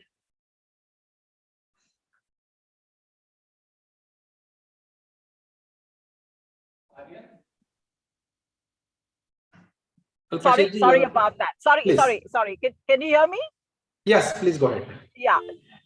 No. So that is completely an incorrect thing. I would say that any of the buildings which have already got commencement certificate, and if they go ahead with the existing code, of course.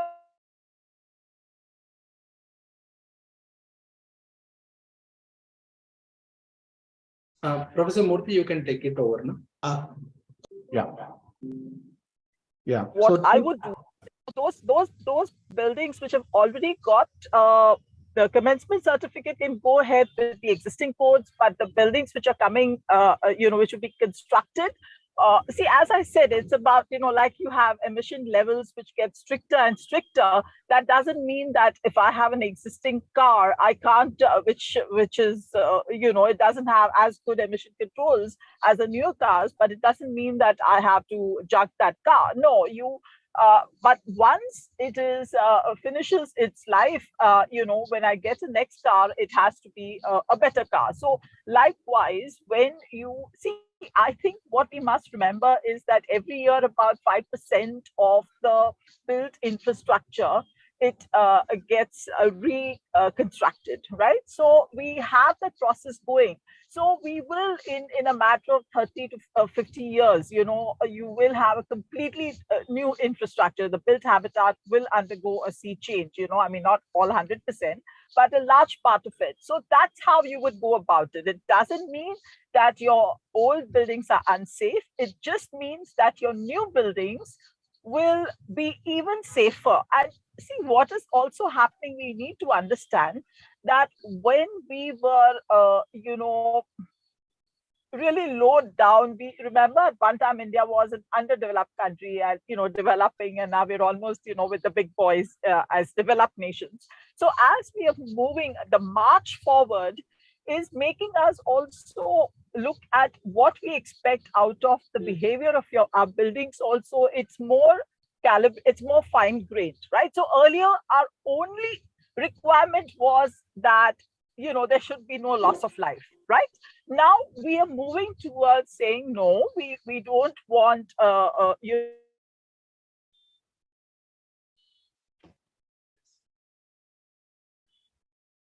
Okay, I think, yeah. a significant, we don't want a loss, a downtime, so to say. So with those kinds of new performance demands that the society is making on us, even we as code writers need to be able to respond to that. And I think if we understand that the existing buildings also were designed with the knowledge available, the codes were written with the knowledge available at that time to prevent collapse, I don't think that anything has changed about that. It's only now we're expecting our buildings to do a little bit better than just stand and prevent loss of life, right? So I think that distinction has to be understood. Thanks. Okay, thank you.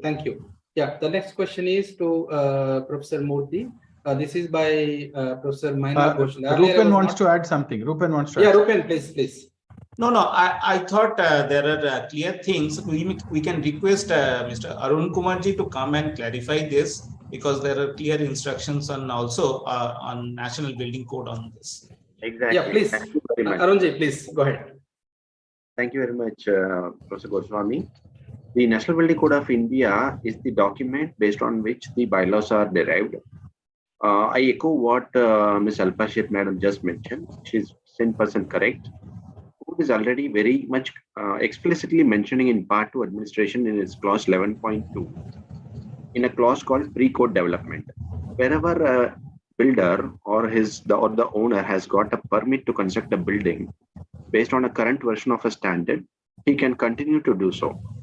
In case there are more group of buildings which are yet to be constructed as part of the series, only for those buildings, the newer provisions or the new standards would apply. One can kindly read this clause 11.2 and continuing this particular aspect, maybe for maintenance aspect, one needs to still stick to the old code. So that is for your information here. Yeah, thank you, Arun. Yeah, the next one is, one second.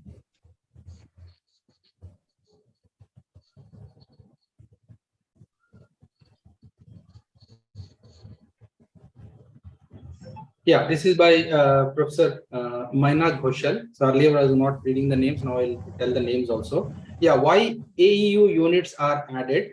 The second question in that is, what is the concept of torsional flexibility and suddenly from where it cropped up? And what are its implications? Sir, Murthy sir.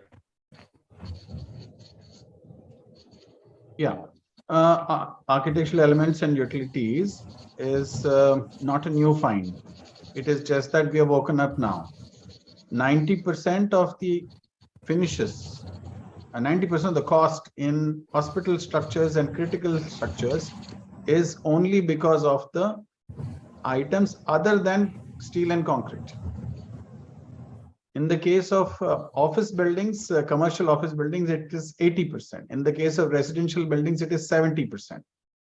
So why architectural elements and utilities are added? I already mentioned, if they fall on you, we'll lose life. One.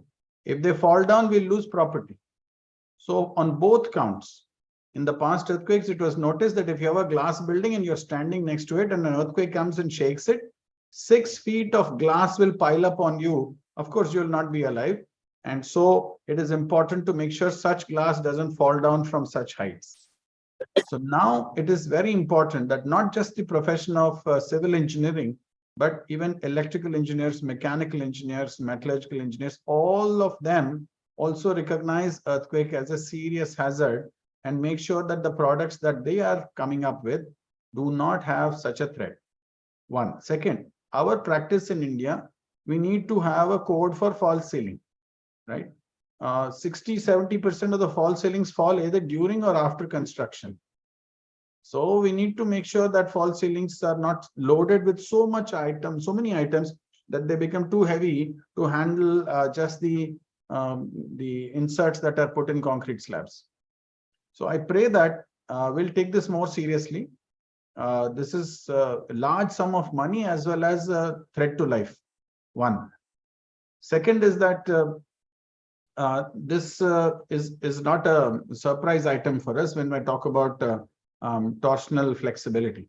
Torsional flexibility always existed. We never recognized it. It's time to recognize it. So it didn't crop up from anywhere. It was there. We were not recognizing. Now we should recognize it. It was said so many times that we need to make sure that buildings are not torsionally flexible. And we were not putting clauses to control that. Now we are slowly trying to add a clause by clause.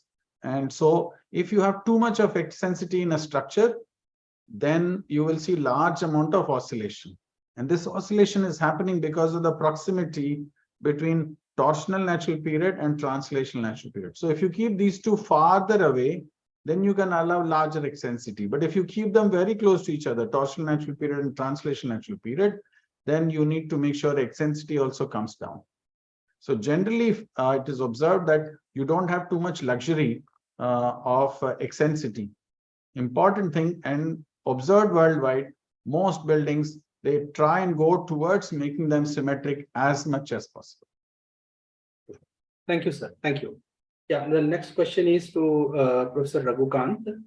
Mr. Raghukant, the question is about what should be the return period to be considered while performing a liquefaction analysis. I think this will go to the geotechnical people have to comment about this one. Okay. Professor, anyone like to give any answer on that? Liquefaction, while performing liquefaction analysis, what should be the return period? Maybe Rupen, Professor. Yeah. So two things that come out in, if you see the liquefaction hazard assessment, two inputs are required. One is Z value. Another one is magnitude distance relation. So Z value for your site, you know, from the location that we are in. And the second part is you are going to have the magnitude distance relations given for the 33 seismogenic zones given to us. So that will be the input for the liquefaction analysis. Gupta sir, you want to add something? Yeah. Yeah, the actual question is about the Z value for what return period to be used, because now we have given so many Z values for different return periods. Right. My assessment about it is that 2475 years should be a suitable Z value for will be the basis liquefaction. And I am not sure whether it is just specified. We can even mention in the code. No, maybe we missed it out. We have to add that MR table as well as this return period, both of them in that. Right. We will add that. Yeah, thank you for that question. Yeah, the next question is by VN Hegde Saab. And the question, I read it out. For Rupen, please you answer this one. I see a lot of pain is taken by all the speakers and panelists to justify the changes as a preemptive measures to the questions which would be obviously raised. Now the question part is the structural engineers who are in the business should not be worried, as there would be a lot of business in the form of seismic retrofitting. However, there is an urgent need to bring out the guideline on seismic retrofitting before introduction of this code in practice. Rupen. I don't know. I agree with the statement. It's a clear observation, so there is nothing to dispute that. If you have noticed the three verticals, we are talking about IS 1893, which is supposed to give the demand for design. IS 13920, that vertical is going to give how to design, how to provide capacity for it. And IS 13935, that vertical is going to talk about assessment and repair and retrofit. So yes, that vertical in all the standards for those for different types of structures work is in progress on many of those, and we will have clear specifications for those. Now, in terms of retrofitting, needing to retrofit each and every structure, I don't think that is the strategy that we are going to adopt. So there will be priorities in terms of which are the critical structures and so on and so forth. And accordingly, there will be policy in terms of which structures to retrofit first. And then we will also have but those particular standards on each of the types of structures saying how to go about doing it. So we will have all of them together in time ahead. Yeah, thank you, Rupen. Yeah, Pradeep, one more point.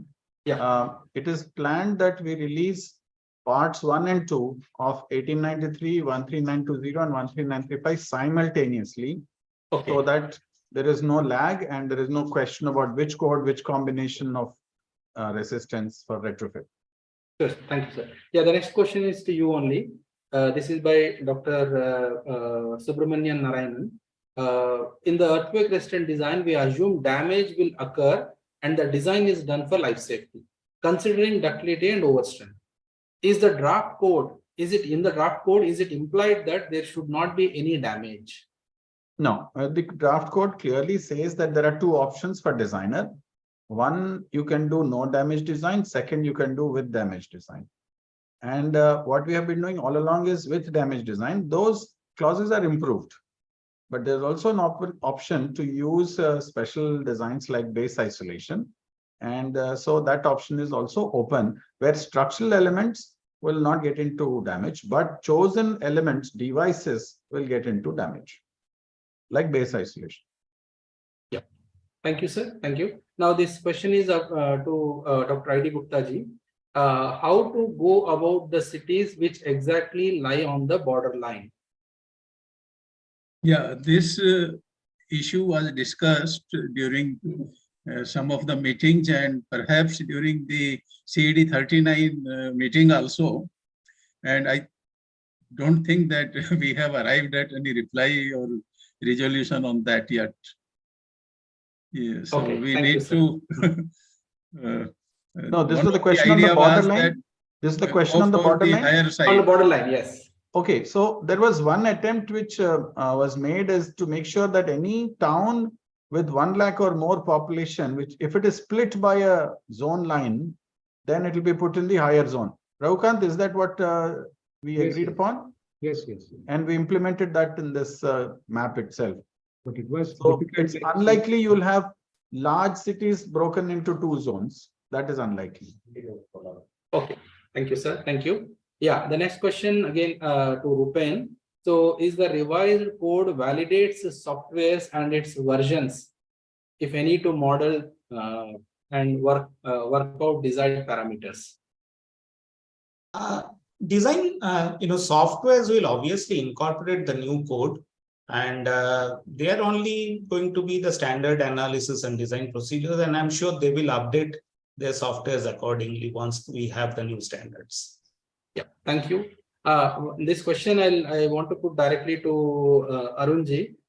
Will there be any commentary sample calculation guidelines be released with the proposed revision? Arunji?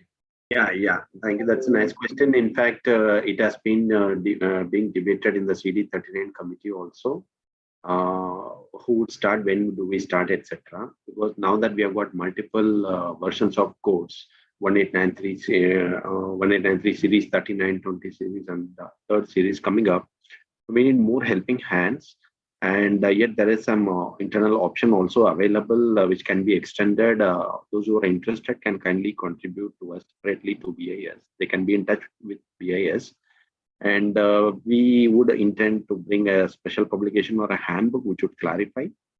And examples like we did in the past, we saw industry colleagues, ISTRUCT also attempted one and then they circulated.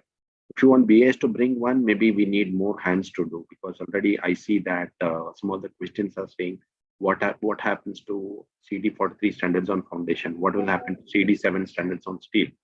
We have got almost very limited hands or same hands which are writing the provisions on concrete, steel, geotech, or any other structural design related standards. So all the more we need more people volunteering to write the draft classes. If it happens, we can bring many more documents. Thank you. Yeah, thank you. Other thing is the participants, I'm like taking more questions towards the hazard, because on design we'll have another session. So some questions I'll request, because the same panelists will be there, so to put those things in their presentation itself. Okay, now I'm continuing. So this question I request Professor CVR Murthy and Srinagesh ji and ID Gupta ji, three combinedly answer this one. So it is pointing out to slide number 3 from Professor Murthy's presentation. That is, we use only zone factor Z in horizontal coefficient calculation, whereas we used to put Z by 2 earlier. And earlier version was said to be for DBE, that is for 475 years. Can you explain why this difference? Murthy sir, आप शुरू करें, मैं शुरू करूं? आप बताइए. Okay. Gupta sir, आप start.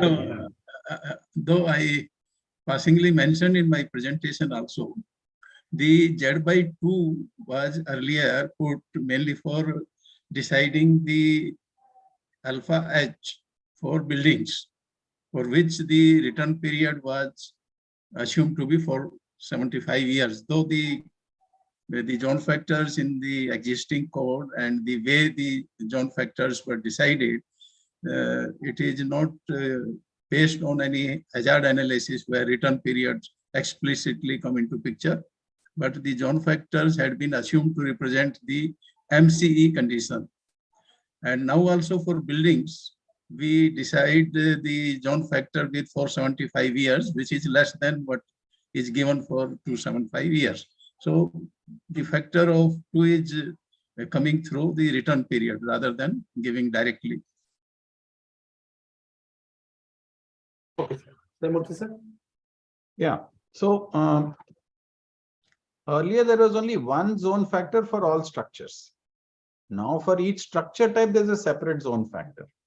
For lower seismic zone, the ratio between 2475 and 470, which is for buildings, is half. For higher seismic regions, the ratio becomes 2/3. We will see more of this in our next meeting. But point is that earlier we had only one zone factor for all structures, and for industrial structures, we are multiplying by an importance factor 2. And so the Z value has become twice as much. All that has been dropped, and now we have a harmonized Z values for different structure types. And Rupen will explain. I also showed in the slide that we will use 475 for normal structures, 975-year return period for important structures, and 2475 critical and lifeline. So this we will elaborate again on 1st of July. Okay, sir. Thank you. Yep. This now next question is to Rupen. Is this the revision affect the steel code? Yes, of course. This is the hazard part. So obviously, all the design codes, steel, concrete, masonry, adobe, and in future we might have also have timber and so on and so forth. It will definitely, define the design forces for all of those structures. In terms of quickly saying that whether IS 800 will change or something, there is a standard on design of steel structures which is being published, and obviously it will be updated once we have the hazard IS 1893 part 1 published. So all of them will eventually get modified to be consistent with this standard. Thank you. Now the next question is to Raghukant. Is there any website or Excel file under development where we, I'm slightly changing the question for better understanding, where we enter the city details and we get all the design parameters? We will do it. Okay, fine. Okay. Now, yeah, the next question is to ID Gupta Saab and Srinagesh ji and also Raghukant ji. Can site class E be incorporated in response spectra? Yes, for site class E, a note has been put in the code that site-specific study should be carried out, because the nonlinear behavior will be too much on the ground amplification. So a site-specific study means that the site amplification factor should be carried out specific for the site. And it was a bit difficult with confidence to put a spectrum with site class E, where the nonlinear behavior may change from site to site, because it has a very wide ended, that below 180 meter per second velocity, all sites are called as class E. So we have no lower limit on that. So one has to, mostly it should be avoided. Site class E should be avoided to have any structure. That is the advice. But if it becomes essential, then the suitability should be checked out by site-specific studies. Okay, sir. Thank you. Yeah. The next question is by, again, Dr. Subramanian Narayanan. As per this code, are we designing for actual earthquake load, since the factor 2 is removed in the calculation of AHL? Rupen? See, we will see in the next presentation. In fact, today also it was shown, depending on the type of structure and the importance associated with a structure, we are going to start our design from different values outside. So, and that and this Z values are derived based on the PSHA and DSHA. So today we have, this is what I meant when I said that today we have much more confidence in our starting point. So earlier we had one Z value defined for everything, and then we used to, bring it down by half and then multiply with a load factor and use an importance factor. So we used to do all these things. Today, we are very confident on what we should start our design with and what we should design for. And that is why we are not going to have all these load factors, the half factor and so on and so forth. So it is a more clear design process that we're going to have. And we will see that there will be difference, but that's not going to be much. So that Z by 2 is not required because our Z is defined going more, specifically for each case now. Okay. Yeah. Thank you, Rupen. Pradeep, yeah. There's one question in the chat box for Raghukan. What bin sizes have been used for magnitude and distance in regards to PSHA? Please ask him to answer. I have typed the answer in this one online. Yeah. Okay, the next one is Professor Murthy. How are the importance factors incorporated in this design, in this revision? There are 2-3 questions similar to that, so you may answer together. Importance factors. Hello? Yeah, he is muted. Hello, Professor Murthy? Hello? Yeah, Sir. Pradeep. Yeah, the question is like how are the importance factors incorporated? Some details explanation on that, importance factors.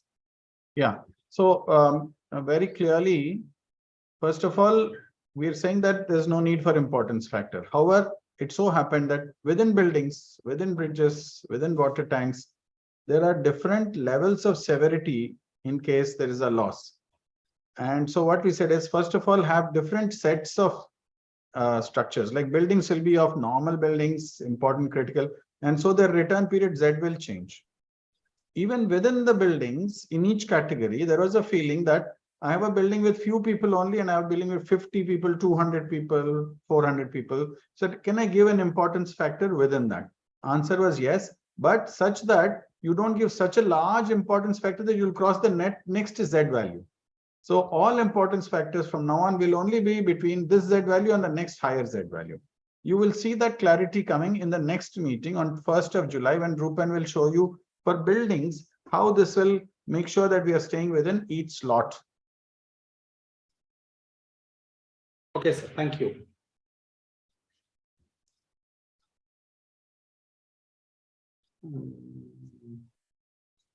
Just many things are almost slightly repeat kind of thing.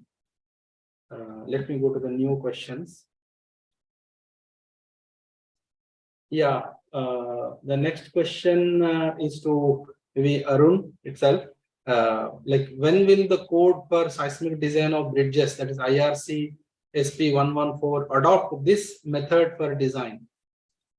Of course, Professor Murthy, chairperson of CD39, has also been reminding us for a joint meeting of all the colleagues from IRC, RDSO, as well as BIS. Because the basic standard on hazard should be taken from only one source, so that there is uniformity in the design of bridges, be it built using Indian standard or of IRC or of RDSO. So we have put that on a higher priority. So as all these 3 standard developing organizations would start meeting, and then they would come to some unison or a conclusion, maybe we can iron it out from sometime starting from that particular meeting. So I cannot directly give any months from directly now, but we have already put that on priority. Yeah, thank you. Thank you. Yeah, now this question is to Pradeep, on the same note, in fact, we are even suggesting that IS 800, that chapter 12 also should be harmonized with the provisions that IS 13920 steel will have. Thank you. So that meeting also we are going to have with CED 7 and make sure that it is consistent both with CED 7 on one side and the bridges groups IRS, IRC on the other side. Thank you, sir. Like effectively, there were around 80 questions. So we have reached answered around 35 questions till now.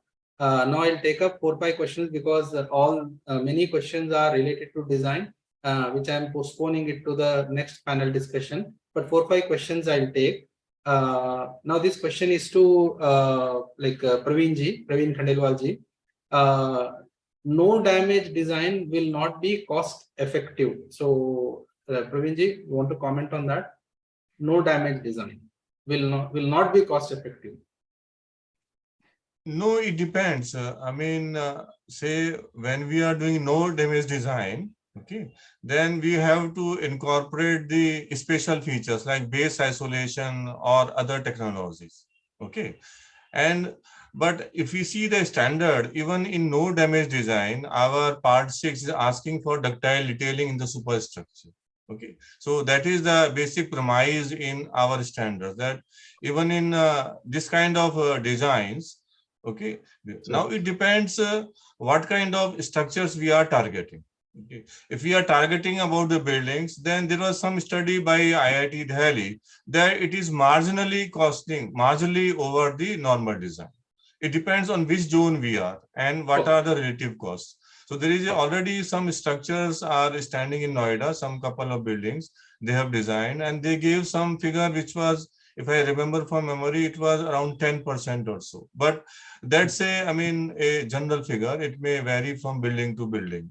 So no damage designs, yes, they will be slightly costly in my personal opinion, but what is the cost difference? It depends what is the segment we are choosing, whether it is a building segment, whether it is an industry segment. It depends on a lot of factors.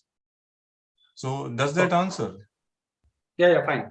Yeah, thank you. Now the next question is, I think, very important and pertinent question, which I request Professor CVR Murthy, chair of this CD39, and Arunji, both. So the question is, I'm slightly reframing the question for a better understanding of people.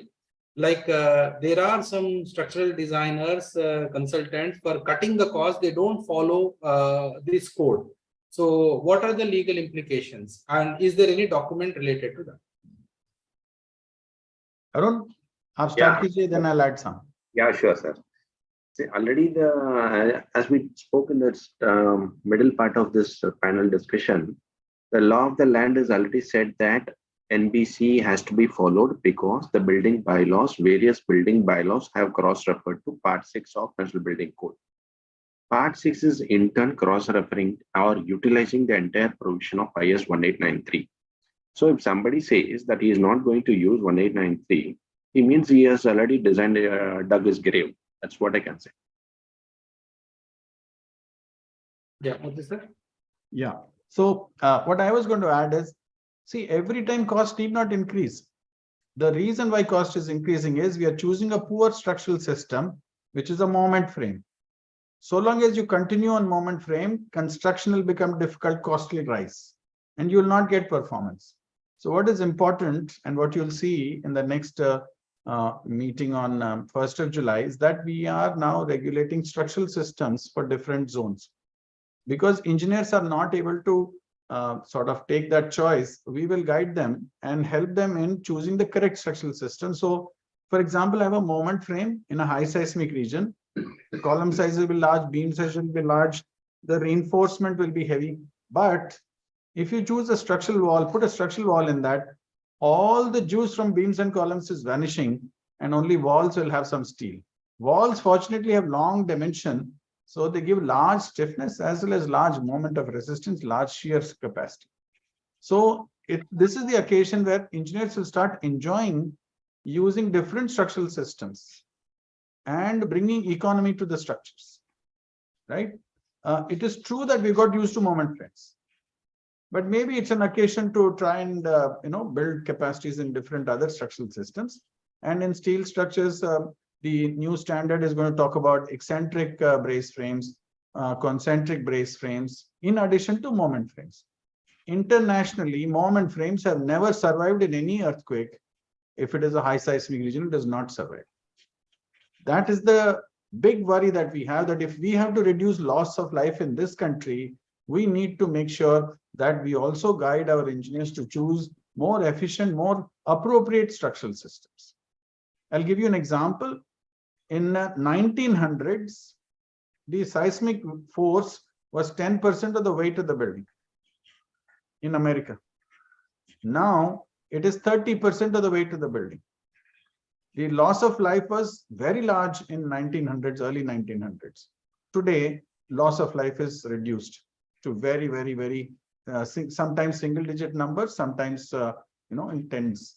But this is a major victory for that nation, for that R&D, for the engineers, for the regulators. It's a major respect for them that we have to give, that they have stopped loss of life. And today, from 9% that we have chosen so far in high seismic region number 5, we are going to 18 and 20%. We still have not gone to 30%. We will go to 18 and 20%. Maybe a few years later, we will revise this and look at performance of our structures in earthquakes and say if we need to revise it again. But the fact is that 10%, 9%, 7%, 6% is not going to save us in moment frame buildings. The same if you put on wall structures, you're going to win and save lives. I think priority in India, if I go by the NDMA's vision for earthquake safety, it says zero tolerance to avoidable deaths. And that is what is our mantra for CD39, zero tolerance to avoidable deaths. Thank you, sir. Now, this is the last question. Probably all the questions related to hazard part have been taken up. Now, this is the last question to Professor CVR Murthy. That is, for the serviceability of structures, what is the return period for the basis of seismic hazard? Is it 475 years? Yeah. Rupen, you want to start? Or you want me to say? You say. Okay. So the point is that we have been looking at this very closely for almost about 7-8 years now. And what we are coming towards is that we are mixing up two issues. In earthquake resistant design philosophy, there is severe, moderate, and minor earthquake shaking. And in classical structural design, there is strength design and serviceability design. Our tendency is to say that the minor shaking corresponds to serviceability. And that is what even recently in a meeting of CD39, we were shown documents of international practices. That understanding that minor shaking is actually serviceability is also not correct. So we are coming up with a different way of arriving at serviceability level forces, largely using design forces, which is EED, will be the basis for EES, EE serviceability. EE design will become basis for EE serviceability. And you will see that in part 2, as well as you will also see that when we come to 13920, you'll see its impact. We will show you a picture next time on the differences between where is minor shaking and where is design level forces and where is serviceability level forces. We'll show you that difference. We thought it was not a design meeting today, so we didn't bring that graph, but we'll bring that for the next time. Yeah, thank you, sir. Thank you so much. Yeah, actually, I was about to close this question answer session, but one question cropped up that is on hazard, the last one. But I request Arunji to answer this one. Hazards from seismic effects are considered and revised in these codes. But what about the hazards from fire? Apart from NBC, will there be any specific code? Yeah, that's a nice question. In fact, we have got 38 different technical expert committees who have been making standards on a variety of subjects. 2 of those committees particularly are working on the area of fire safety and firefighting. And all the safety related standards have been imbibed in the National Building Code of India, whose revision has been taken up, and the panel meetings are about to begin now. The main committee has met and we have got 23 different panels, and the number of 33 chapters is likely to increase by a couple or so. So we are not leaving any stone unturned. We are going to address everything possible, including with respect to protection of electronic and data processing centers type of buildings, which are largely prone to both earthquake loading as well as fire loading. So all the 12 of us in the civil engineering department in BAS are geared up already, and we have ourselves committed a timeline of 2025 to ensure that by 2025 all the safety related provisions will be further enhanced in the National Building Code of India, and parallelly the other standards will also come up. As I mentioned few minutes back, this cannot be possible only by BAS itself. It need more willing contributors. Only if we get more such interested people who are willing to write or pen down the clauses, this will be possible. Otherwise, it will be a distant day. Thank you. Yeah, thank you, Arun. Now, like before I propose vote of thanks, I request Shri Jitendra Kumar Chaudhary from BIS, who is in this CD 39 as a secretary, serving and doing a tremendous job, and also in some other CEDs also. So I request Shri Jitendra to give some closing remarks on this. Thank you very much, Pradeep sir. That was a wonderful panel discussion. All the members have given so much bright insights, and that was a very wonderful question and answer session as well. At first, I would like to thank Professor Pradeep Ramanchalla ji, President IAS Trustee, for inviting us here, and also for organizing this very insightful panel discussion on the very important and critical topic of earthquake engineering. At the end of this session, I do not have much to say, as all our distinguished and esteemed panel members, they have given a very brief, everyone has given a very brief perspective as well as a very comprehensive review of the provisions of these particular draft standards, IS 1893 Part 1, and Part 2 will be coming up in the 1st July session. So regarding the development of this, both the draft 1893 Part 1 and Part 2, I would first pay my sincere gratitude to all the members of the MAP subcommittee under the leadership of Dr. I.D. Gupta sir, who has been leading and driving force for carrying out this tremendous task of revising the hazard in the last 3 years. This MAP subcommittee has met very frequently at an interval of 3 to 4 weeks every month for getting up to this revised hazard. And secondly, I would also like to thank all the members of the Earthquake Engineering Sectional Committee. Most of the members are already present here, as well as under the chairmanship of Professor CVR Murthy, who is the main driving force behind all the revision of these standards, and also aligning the seismic design standards to the coming future. In the 3 vertical columns, you have seen 1893, 13920, as well as 13935. As you can see, Professor CVR Murthy has given a broad overview of how this revision exercise has been taken place, all the major changes, implications, and what are the key reasons for carrying out this major task, major changes in this particular draft standards. Dr. I.D. Gupta sir has mentioned about a brief regarding the PSHA study, PSHM, how it was derived, and Professor Raghukant and Sri Nagesh ji has given all the insights regarding the calculations and the inline details of that one. And I would also thank Khandelwal Saab, Rupen sir, as well as Alpa Sheikh madam for giving the second view, second aspect of user and implementability of using these draft standards, and also the cost implications.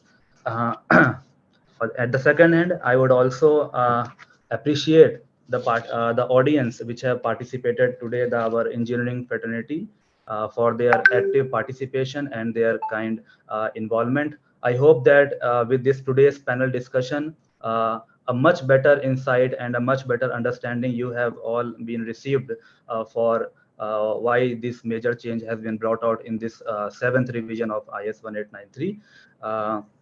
At the end, with my concluding remarks, I would say that it is our responsibility as a professionals, as a researchers, as a structural engineers to create awareness about the safety of our built environment and also why the earthquake resistant design of our buildings and built infrastructure is required.